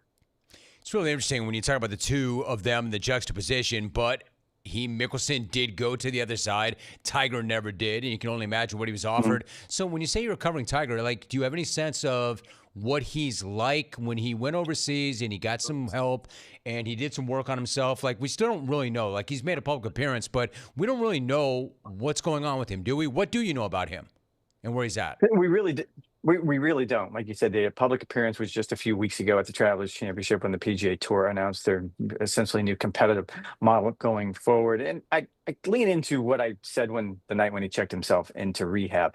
There's a lot of things that has transpired in Tiger Woods' career. However, the human side of you has to come out, and you have to hope somehow he gets the tools. Somehow he understands how to help himself, how to make sure that he doesn't put himself in this situation again, how to not put the community of Jupiter, Florida in this situation again, because that was a very serious and dangerous situation, the car accident. You have to hope for the best. This isn't even about him returning and playing golf ever again. I love the conversations about could that possibly happen again. I think we've moved on from that. This is about making sure that maybe Tiger finds a way to be a better person to himself. I think golf is the last thing we should be talking about when it comes to him. I agree with you. Rex number 7 joining us. When I talk about guys that are good friends or people that are good friends of the program, it starts with this gentleman who makes every effort imaginable for every major. Rex, I appreciate you so much. He is a Golf Channel insider. You can watch the great work he's doing. It's, again, 10 o'clock there, and he's on the air with us live. Rex, you're the absolute best, man. Thank you so much for that. You're the best, Jim. Thank you, buddy. You are the best, Rex. Nobody better. Rex Hogger joining us. Rex number 7. I love also he said, can you please put me in the lower third as Rex 7? And that's exactly what the XCR did. Rex is a pro. He's had a day, a long, long day. You never know it because he's a warrior, but stayed around to do that hit. He never says no. He shows up for every single major. All right, so coming up, the beef segment. Start dialing if you have not done so already. 1-800-636-8686. Start writing if you have not done so already. Hit me up on X at Jim Rome.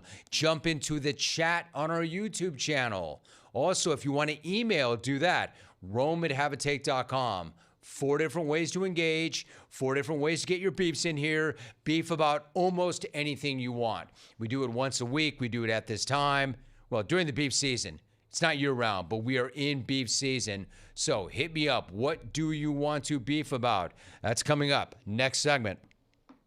Not done yet. Also, I want to talk, and again, I'm running out of time, but I really want to double back to my half fam.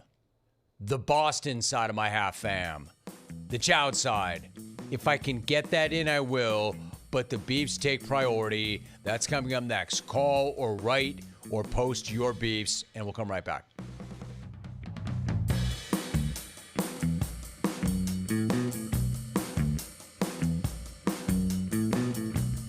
Joined right now by Micah Nori. Micah, great to meet you. Great to have you on the show. How you doing? I'm doing well. Thank you so much for having me. Really good to have you. So let me ask you, you went directly from the Timberwolves, who made it to the second round of the playoffs, right into the spot where you are right now. So how much of a whirlwind has it been the last few weeks? And then what have your top priorities been since landing in Portland?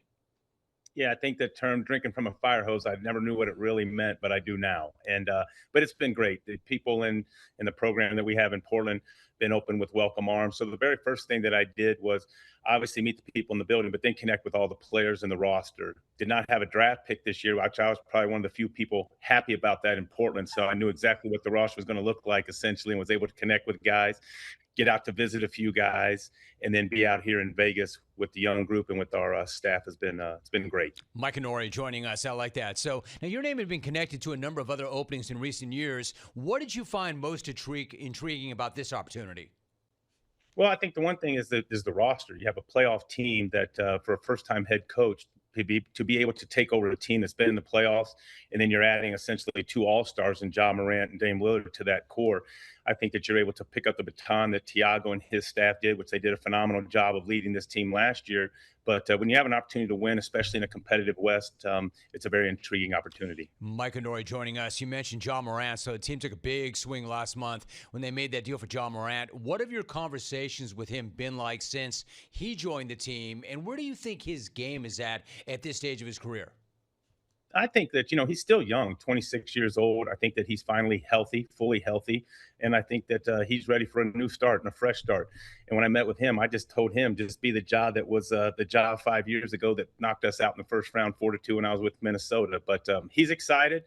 He's just looking to be part of the program and basically show everybody that he is still Ja Morant. And I think that at the most part, when he's healthy in the situation that we have with the group that we have, he's going to be able to put that on full display. Micah, do you think, is he that guy when you say, hey, just be that guy that you were 5 years ago? Is he still that guy? Can he still be that guy?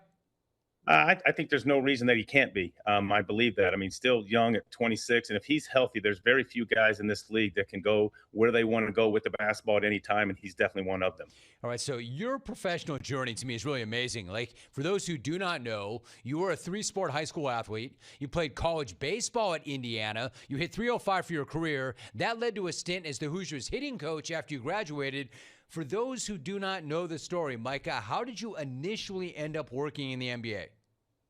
So all those things that you had just mentioned, that's exactly right. And then I was sitting in, just had got done with the year at grad school at Miami, Ohio, and Butch Carter, who's a very close family friend of ours and still remains so, was visiting us in Middletown, Ohio, sitting in the family room. And he said, what are you going to be doing? And I said, I'm not sure. I said, it's kind of a GA thing at Miami and that. And he said, well, do you want to come up and coach basketball with me, live with me, and intern? And I said, Butch, I've been hitting baseballs for the last 4 years. And he said, no problem. I can teach you the NBA game, this and that. So I was fortunate to live with Butch for 2 years. I thought I was going to be up there for those 2 years, and it's led to a 28-year career that it never would have got off the ground had it not been for Butch. Yeah, I mean, that is the story, and that's the simplified version. But when he said to you, hey, come up here and be an intern, were you like, hell yeah, let's do this? Or were you more like, Butch, I'm a baseball guy. You know that, right? Like, what was your reaction? I basically said the latter. I said, Butch, I'm a baseball guy. I've been hitting baseballs there for 4 years. And he said, at that time they had just drafted Vince Carter, and they still had Tracy McGrady. And they, so I was like, he said, we're not going to have you teaching Vince Carter how to shoot jump shots. It'd be more as an intern, you'd be putting together game plans and those type of things and being like a coach's assistant. And Butch was great. He was a night owl. He watched all kinds of film. And I just say, hey, Butch, I just want to learn this. So when you're watching film, I'd ask him a ton of questions. I say, could you just talk out loud? So I remember going through game plans, watching the Lakers back in the day with Glenn Rice, and we're going to force this and do that. And it was just essentially a crash course in NBA knowledge, and Butch is as good as they are as far as game prep and that. So it was a phenomenal start for anybody. And just to sit there and think where I've been able to get because of a lot of good people looking out for me, been very, very fortunate.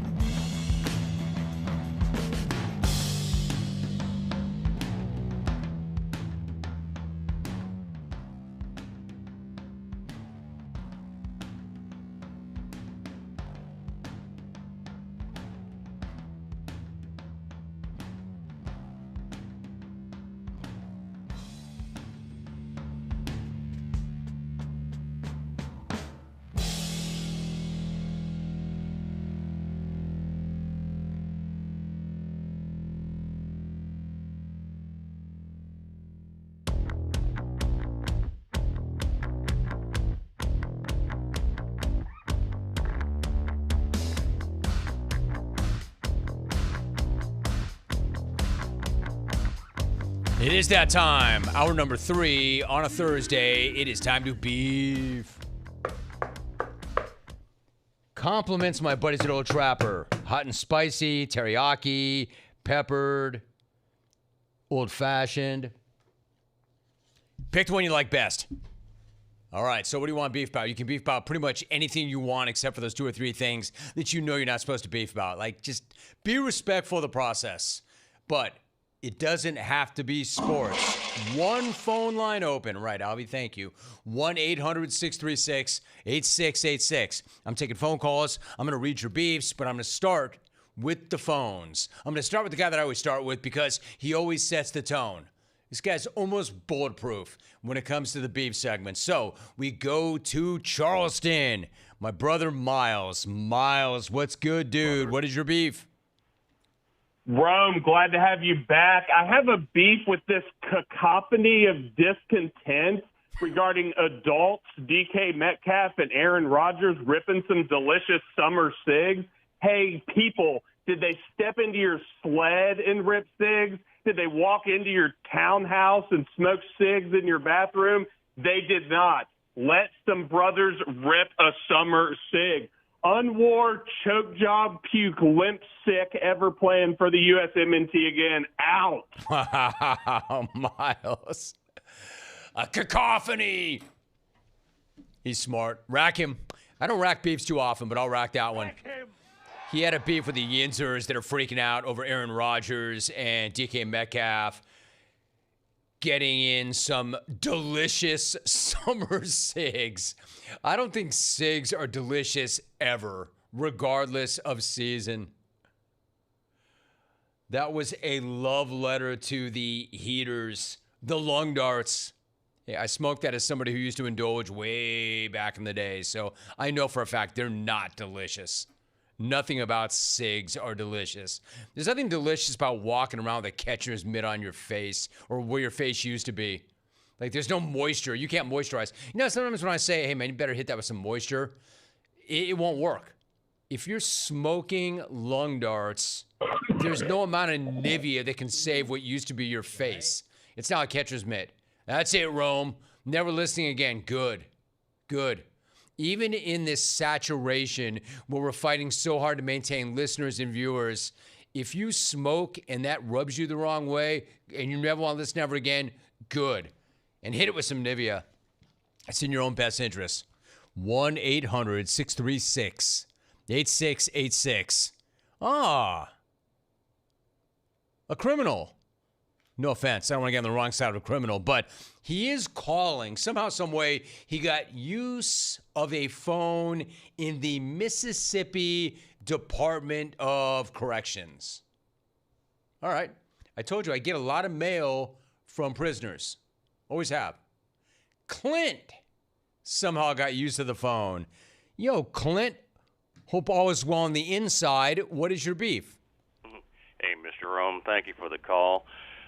Yeah, actually, I got time off for good behavior. So, anyway, my beef is with my wife. Lately, she's been watching all this FIFA stuff, and hell, she's getting kind of uppity about it, even though she demands a hydration break right during the middle of wrestling. Hell, I'm the one doing most of the heavy lifting.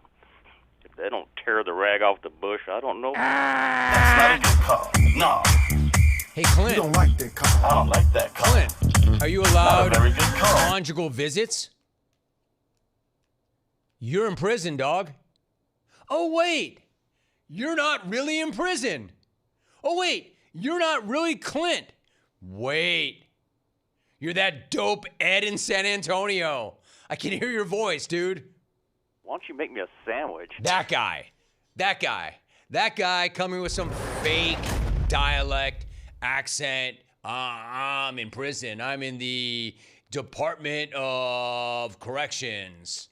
And the wife, I got a problem with the wife because I'm trying to get nice during the World Cup, during the Come on, man, stop it. Now you're done. 1-800-636-8686. Come on now. Let's go to the GR, Grand Rapids. Jack in the GR. Good to have you, Jack. What is your beef? Jim, my beef is with ads where the disclaimer is longer than the ad. And by the way, this beef may cause headaches, rapid weight gain, dizziness, and an inability to think straight. Also, this beef is not valid in Alaska or Hawaii. Nice job, dude. Well played. You are. No, I got you. There are some of those TV commercials, and I see them at night because whatever it is, whatever I'm watching, when I'm watching TV at night, they're targeting people like me, I guess. I must be pretty healthy because every single one of those ads is what he's talking about. And have you ever noticed those disclaimers? There are so many other diseases or problems that would result from the drug that is trying to cure the one problem you have. Aren't you better off just having that problem than trying to get that problem cured, given that the side effects are like 90 other diseases that seem like they're more dangerous than the one you're trying to fix? I think I'm just going to deal with the eczema, all right? Because the eczema drug comes with all these other things like could cause cancer, I just have eczema, man. I just have bad skin. I know what he's talking about. 1-800-636-8686 from Grand Rapids to Dayton, Ohio. Alex, what is your beef? Hey, Jim. My beefs with myself are leaving a blank super chat. I had a nice appreciation post about you and the crew. Instead, I left nothing. I did rewrite it in a regular chat, but not good enough. Do better. Thanks, Jim. You got it, bro. Appreciate it. Hey, look, I still got your money. That's all that matters. Just kidding, Alex. No, I just thought you were tipping us out. I thought, it was nice. You didn't have to say anything. The fact that you just left a super chat with money and said nothing said more than you could have ever said. All right? The fact that you said nothing said more than you could have ever said. Anyway, bro, I got you. Thank you very much. And again, I'm not trying to solicit your funds, but I'm not even saying, but if you want to, I'm not trying to solicit your funds, but people are giving us money, and I think it's their way of just saying, hey, thanks. Thanks, Rome. Thanks for the show. Thanks for all the hard work. Spokane. Hey, by the way, knock on wood, Spokane. Spokane, I see you. I want to be a part of what's going on there, Spokane. I see you. We'd love to be there. Let's go to Maddox in Spokane. Maddox, what's your beef? My beef is with Conor McGregor breaking his stupid leg after being out for 5 years and losing all my money. Well, actually, he broke his stupid leg 5 years ago. Actually, his ankle and his leg. This is not over. He didn't break his stupid leg. He seems to have shredded his stupid knee. I got to ask the question, my guy, respectfully. I was caught up in that. I admitted on Monday when I came back, I wanted Conor to win because it would have been so amazing for team content. And I'm a Max Holloway guy too. I wanted Conor to win because it would have been so good for the show. However, I bet Max. You got to know, why are you so mad about him, quote, breaking his stupid leg? He hadn't fought in 5 years. He hadn't won in 6 years. You have to be active in that sport. You can't just show up at 37 and be that guy. In other words, what I'm saying is, how did 87% of you spend or bet Conor McGregor? Surprise, surprise. Right. But it is your beef. That's cool. Let's see. Where to? Let's go to Myrtle Beach. Myrtle Beach has been really, really good in the way of participation when it comes to this segment. Let's keep it going. Matt in Myrtle Beach. Yo, Matt, what's your beef? What up, Romy? Hey, I love him to death, but Alvy, you're killing me. Since Tuesday when you played the We Want LeBron song, I can't get it out of my head. It's like an earworm. You know what? Never mind, Alvy. Play me out. Please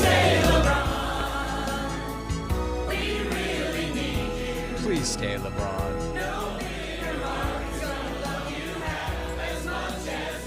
I'm not going to give him what he wants, attention, but wouldn't it be funny if he screwed Cleveland again? And it almost seems like Cleveland knows it. They could feel it coming. So, they've had this feeling before. They know how it feels. That's why I feel like Cleveland's pulling back a little bit, because they know it's coming. I don't want to use the phrase, but if I was still doing the show back in the day, somebody would call up from Cleveland and say, Bohica. Bohica, buddy. That stands for bend over. Here it comes again.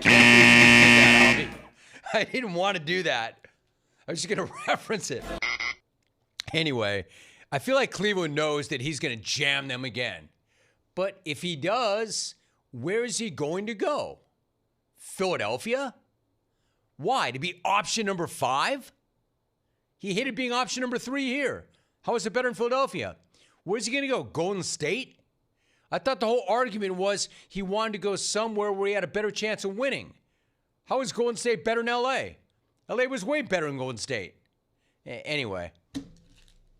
Bohica, buddy. Yeah, we know what it stands for. I don't need that. I don't need you to tell me what it stands for. I know. Indy. Matt in Indianapolis. Good to have you. Matt, what is your beef? Jimmy, welcome back from vacation. And I'm not talking about that vacation that you went up to the North Woods. I'm talking about your vacation to Fantasy Island, where you and Tattoo talked about soccer for the last 6 months. Hey, welcome back to the 90s. Glad to have you. And Alvy, there you are, running the XR 4KY. Without you, we would be a slippery mess. Guess what? My beef is with all these Lance Armstrong wannabes out there. Put on their yellow freaking spandex, get their 10-speed out, and decide to ride over Indianapolis at 5:30 at night while I'm trying to get home. Hey, listen, spandex boy. Us 4XL shirt-wearing, Kentucky jelly donut-eating fools want to get home and relax. You want to ride the bike at 5:30? Get a Peloton. I'm out. My man. Wow, that was a lot. I forgot to give you the one parameter, get in, get out. And I don't mean the XRKY, get in and get out.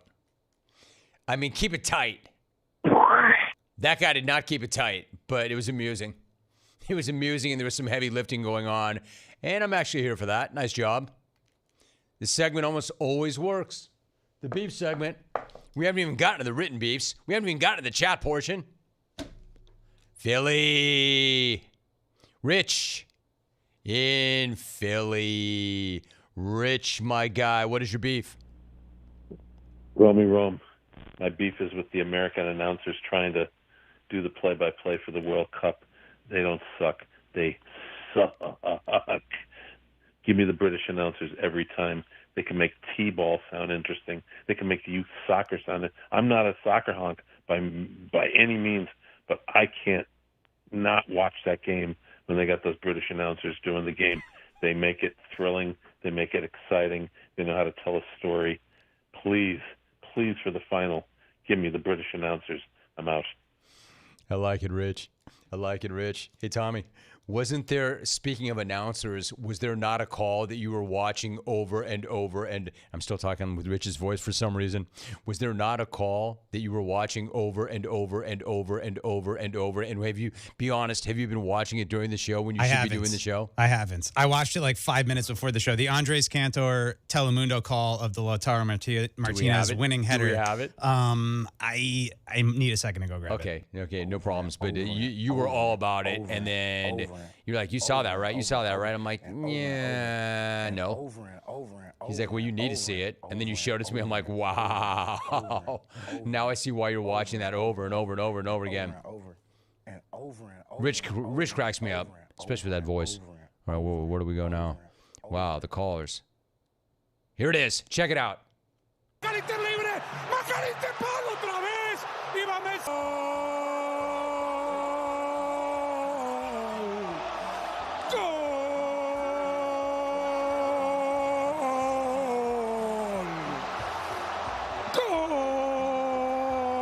Cantor's like, goal!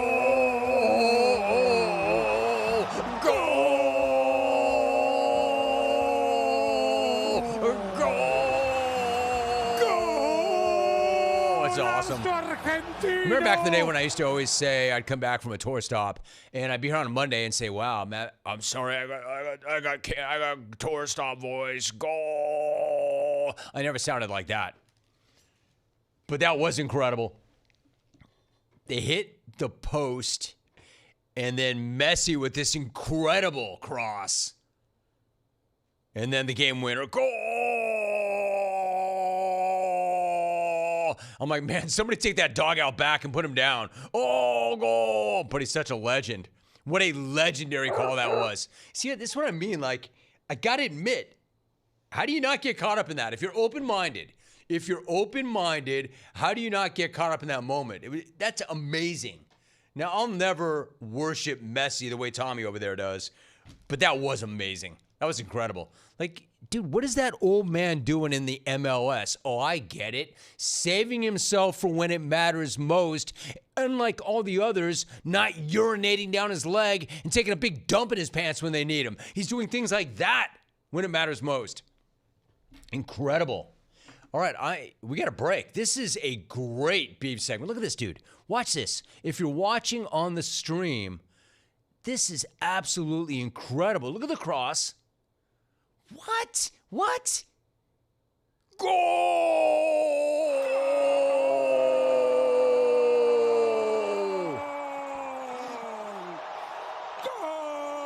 Argentina. And Messi, unlike all the others that I talked about in the Open, and I'm paraphrasing now, but he said afterwards, because this is not the first time we've seen this from them in this tourney. Messi said, we could not lose.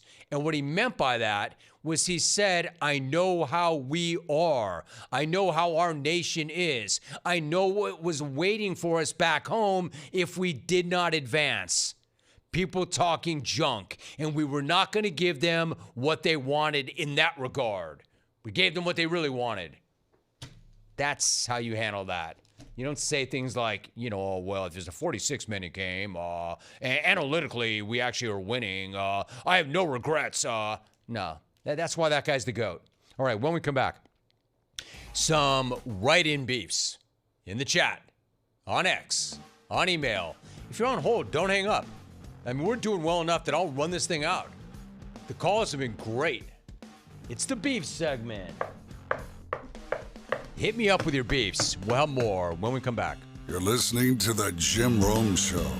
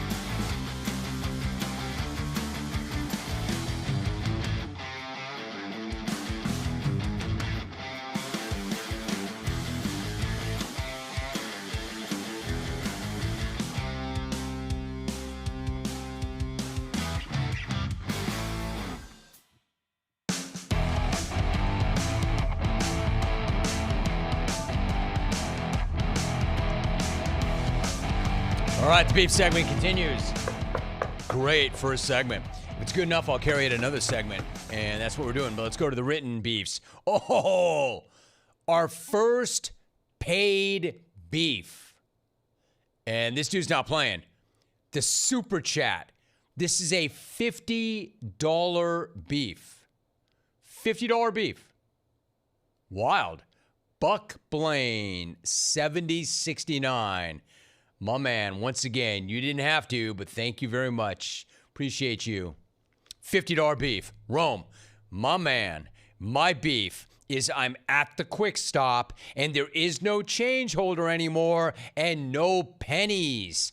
I just don't like putting that $1.02 on the card. I need those pennies, Jim. Buck. Out of Sotex. Like, how do you take that away? It's so true. It's like that stupid little plastic holder with the 4 pennies. Take one, leave one. Take one, leave one. I'm with you, Buck. And I'm not just saying it because you gave me $50. Well, probably I'm saying it because you gave me $50, but appreciate you. Jim, my beef is with Canada.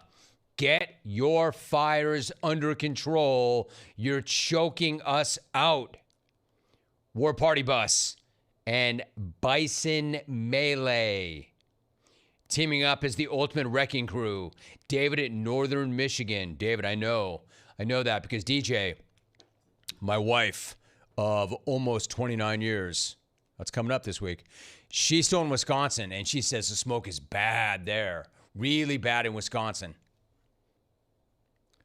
Bison Melee is something. Billy Webb, 9388. Same. I have a beef with wildfire smoke, making it smell like a burned out campfire in my city. What city are you in, Webb? Hey, Jim, my beef is with LeBag and his pause on his decision to announce the real team he has chosen. He needs to announce that he will take his talents to the USMNT. After all, they could use him on the 9 position, heading all the corner kicks. He already has a Hall of Fame soccer flop technique to a science down. Signed LeBitch to the beautiful good. Justin, this is too much work for me. Snags, my beef is with people who air drum Def Leppard with both arms. Patrick in Bama. Oh. 1919 Cowboy. My beef is with Jim Guy making his grunting sounds even when he is not lifting. Take a breath, bending over, washing his grill, and sitting in the sauna as he heats. Stop grunting. Smiley YYC. My beef is with clones that have takes that require Jim to read over 600 words. She nailed it. That's why I had to end Justin from Melbourne Steak. Wayne Covial, 5658. My beef is clones not adhering to the quick in and out process when stating their beefs. Andrew in the PHX. My beef is with replacing pool lights. Why don't you just go ahead and wreak havoc on my checking account while you're at it? Andrew. At Joseph Bruno, 4002. I have a beef with my wife. Why does she want to carry on a full-blown conversation while I sit on the growler, not even a minute apiece, whilst I'm on the throne? No. You don't like that color. I don't like that color. Not a very That's bathroom smack. We're not having it.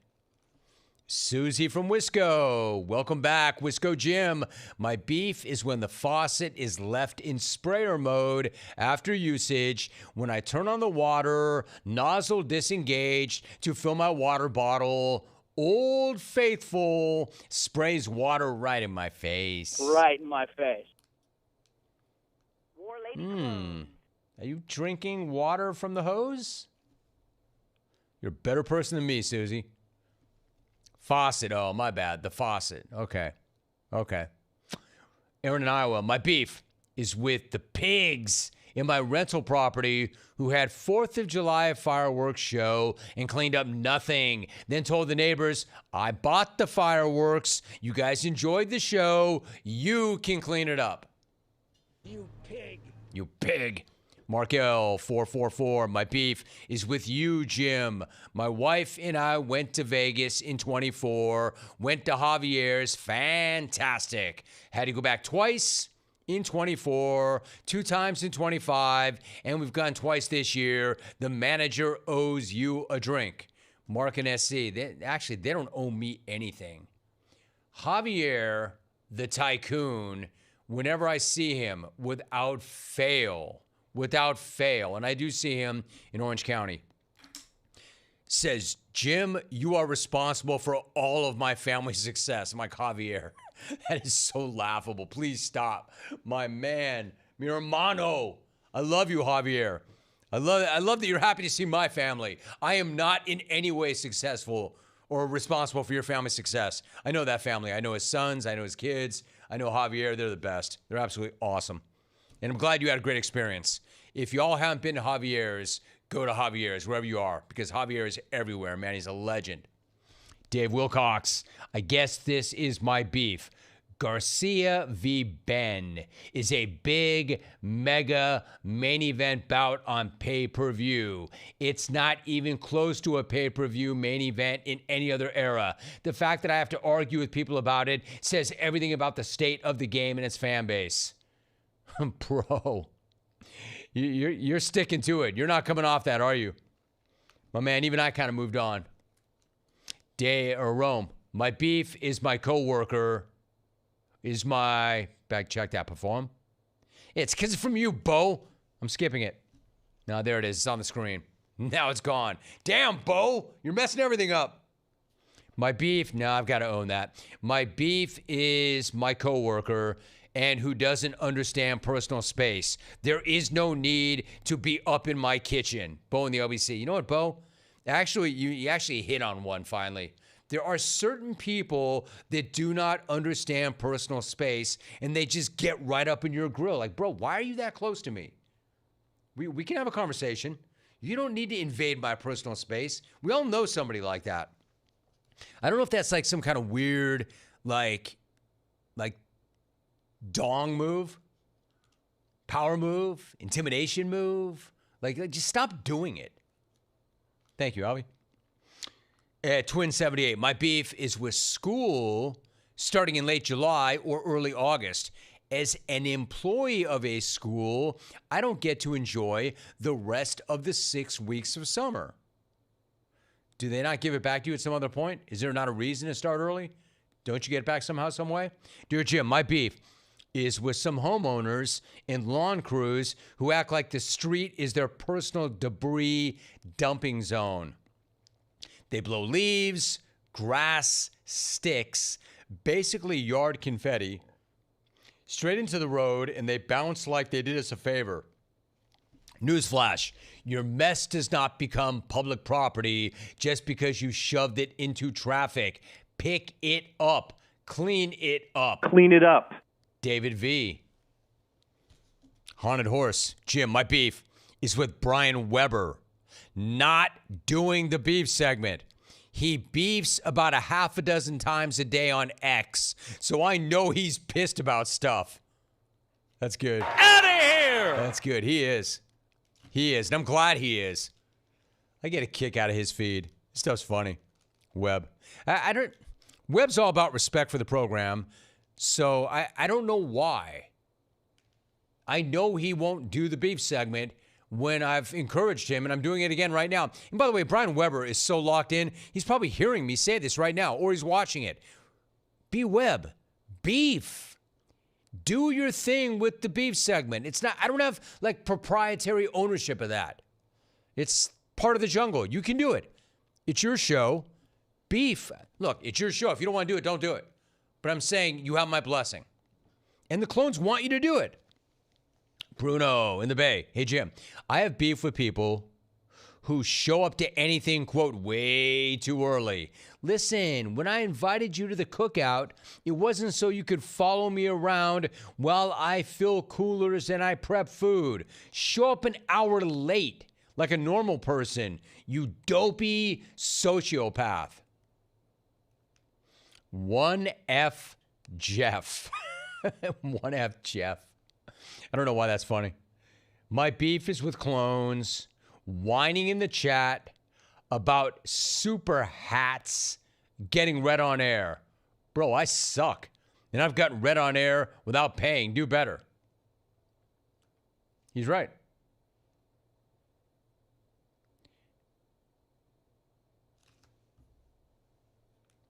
Plenty of other chats got read. There was one super chat that got read in the beef, and that's for $50. Those were all the ones they just read were chats. None of them paid. But there were no super hats. There were no super hats. Who is going to walk us off? Should we go back to the phones for that? Let's do it. Who's it gonna be? Where should I go? H-Town? Let's go to H-Town. Carlos in Houston. Carlos, my dude, what is your beef? My beef is when you go to a hotel room, you put that nice little do not disturb hanger on the door thinking, this is great, it's going to be here all week. But then the moment you open that door, it falls off to the ground every single time. Do better, hotels room. Yeah, I like it too that when the hotel staff's room service or like maid service, and they just come rushing right in. You know what my favorite thing about that is? I always put that door lock on. You know, the one with the chain or that little rod, because they're all aggressive with it. Maid service, bam! And they run through the door like they're Jason Statham or something. I'm like, oh, sorry about that. The do not disturb sign must have fallen off. That's why I go with the authentication factor. You gotta get through too. That one's not walking me off. And nor do I think that this one will either, but I'll give it a shot. Ken in SA. Ken, what is your beef? Welcome back, Jimmy. I've got a beef. I was working late the other day and walking out to the parking lot to my car, and there's only me and one other car in the parking lot. And halfway between my car and the door, I rip a huge fart. And then I hear a woman 10 feet behind me giggling. I'm so embarrassed. I can't go back to work. Out. You can't go back to work, but you got no problem sharing that with me on this show. Dude, you can't go back to life. What do you mean you can't go back to work? That's not walking me off. Can somebody please walk me off? Let's try Tucson. John in Tucson. John, my man, walk me off the good beef. My beef is with hotels and motels also.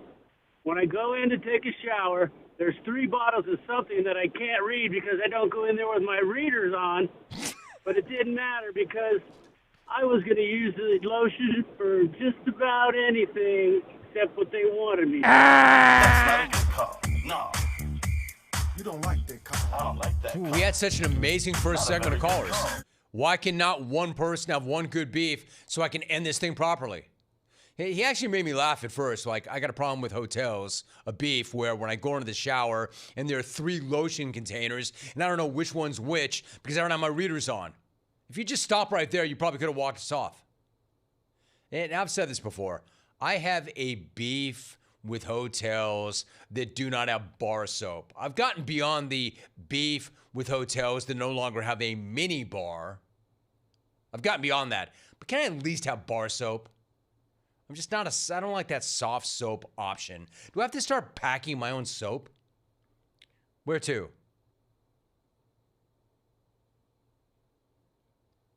Maybe back to the GR. Maybe, possibly. Jake in Grand Rapids. Jake, can you walk me off? Yeah, I'm beefing with the softies who felt the need to cancel my outdoor concert tonight. These guys are tripping. The air quality is not worse than inhaling a pack of cigs. If Canada really wants to redeem themselves, they can tell their very own Steve Yzerman to stop ruining Red Wings hockey. Peace out, dog. Wow. All right. Not horrible. I don't know how much better it's going to get. Tom, are you satisfied with that, or would you like to try one more? Let me try San Luis Obispo. Got kind of a soft spot in my heart for that town. Good place. Used to live not far from there. Peter in SLO. Peter, what is your beef? Peter. No, now we're done. I'm just done. That's not a good call. No. Oh. I don't like that call. Wrong line. Dude, you dodged a scud. You dodged a scud. Peter, my guy, you live to fight another day because that was on us and not on you. Let's go there right now. San Luis Obispo. Peter, sorry about that. What's your beef? Yo, Pimp, my beef is with the Group 5 idiots getting in the boarding line and blocking it off with their fat freaking carry-ons a freaking hour before the airline chick even calls the first group. And then when I try to get by them, they box me out and they protect their position like some kind of warrior in a foxhole. I'm out. There you go, bro. That's how you do it. Walk it off on that. I'm so glad we rectified our own mistake. You are now free to move about the country. 41 minutes in.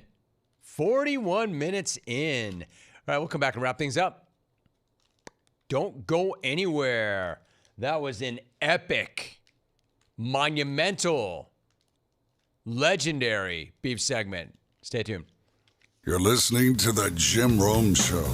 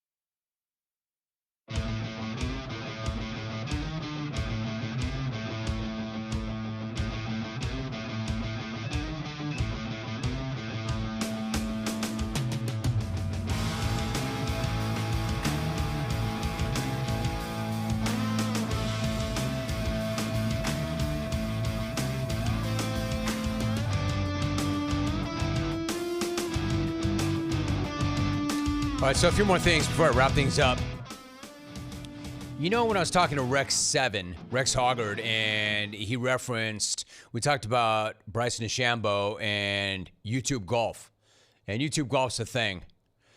Jerry Rice almost became a part of that, but inadvertently. Have you seen this video of him running down a heckler? Check this out if you're watching on the stream. Nuclear Golf has this. Jerry Rice was heckled at the American Century Championship and chased the man down. Quote, which one? If you're watching on the stream, if you're listening on radio, I'll take you through it. So Jerry still looks like $1 million.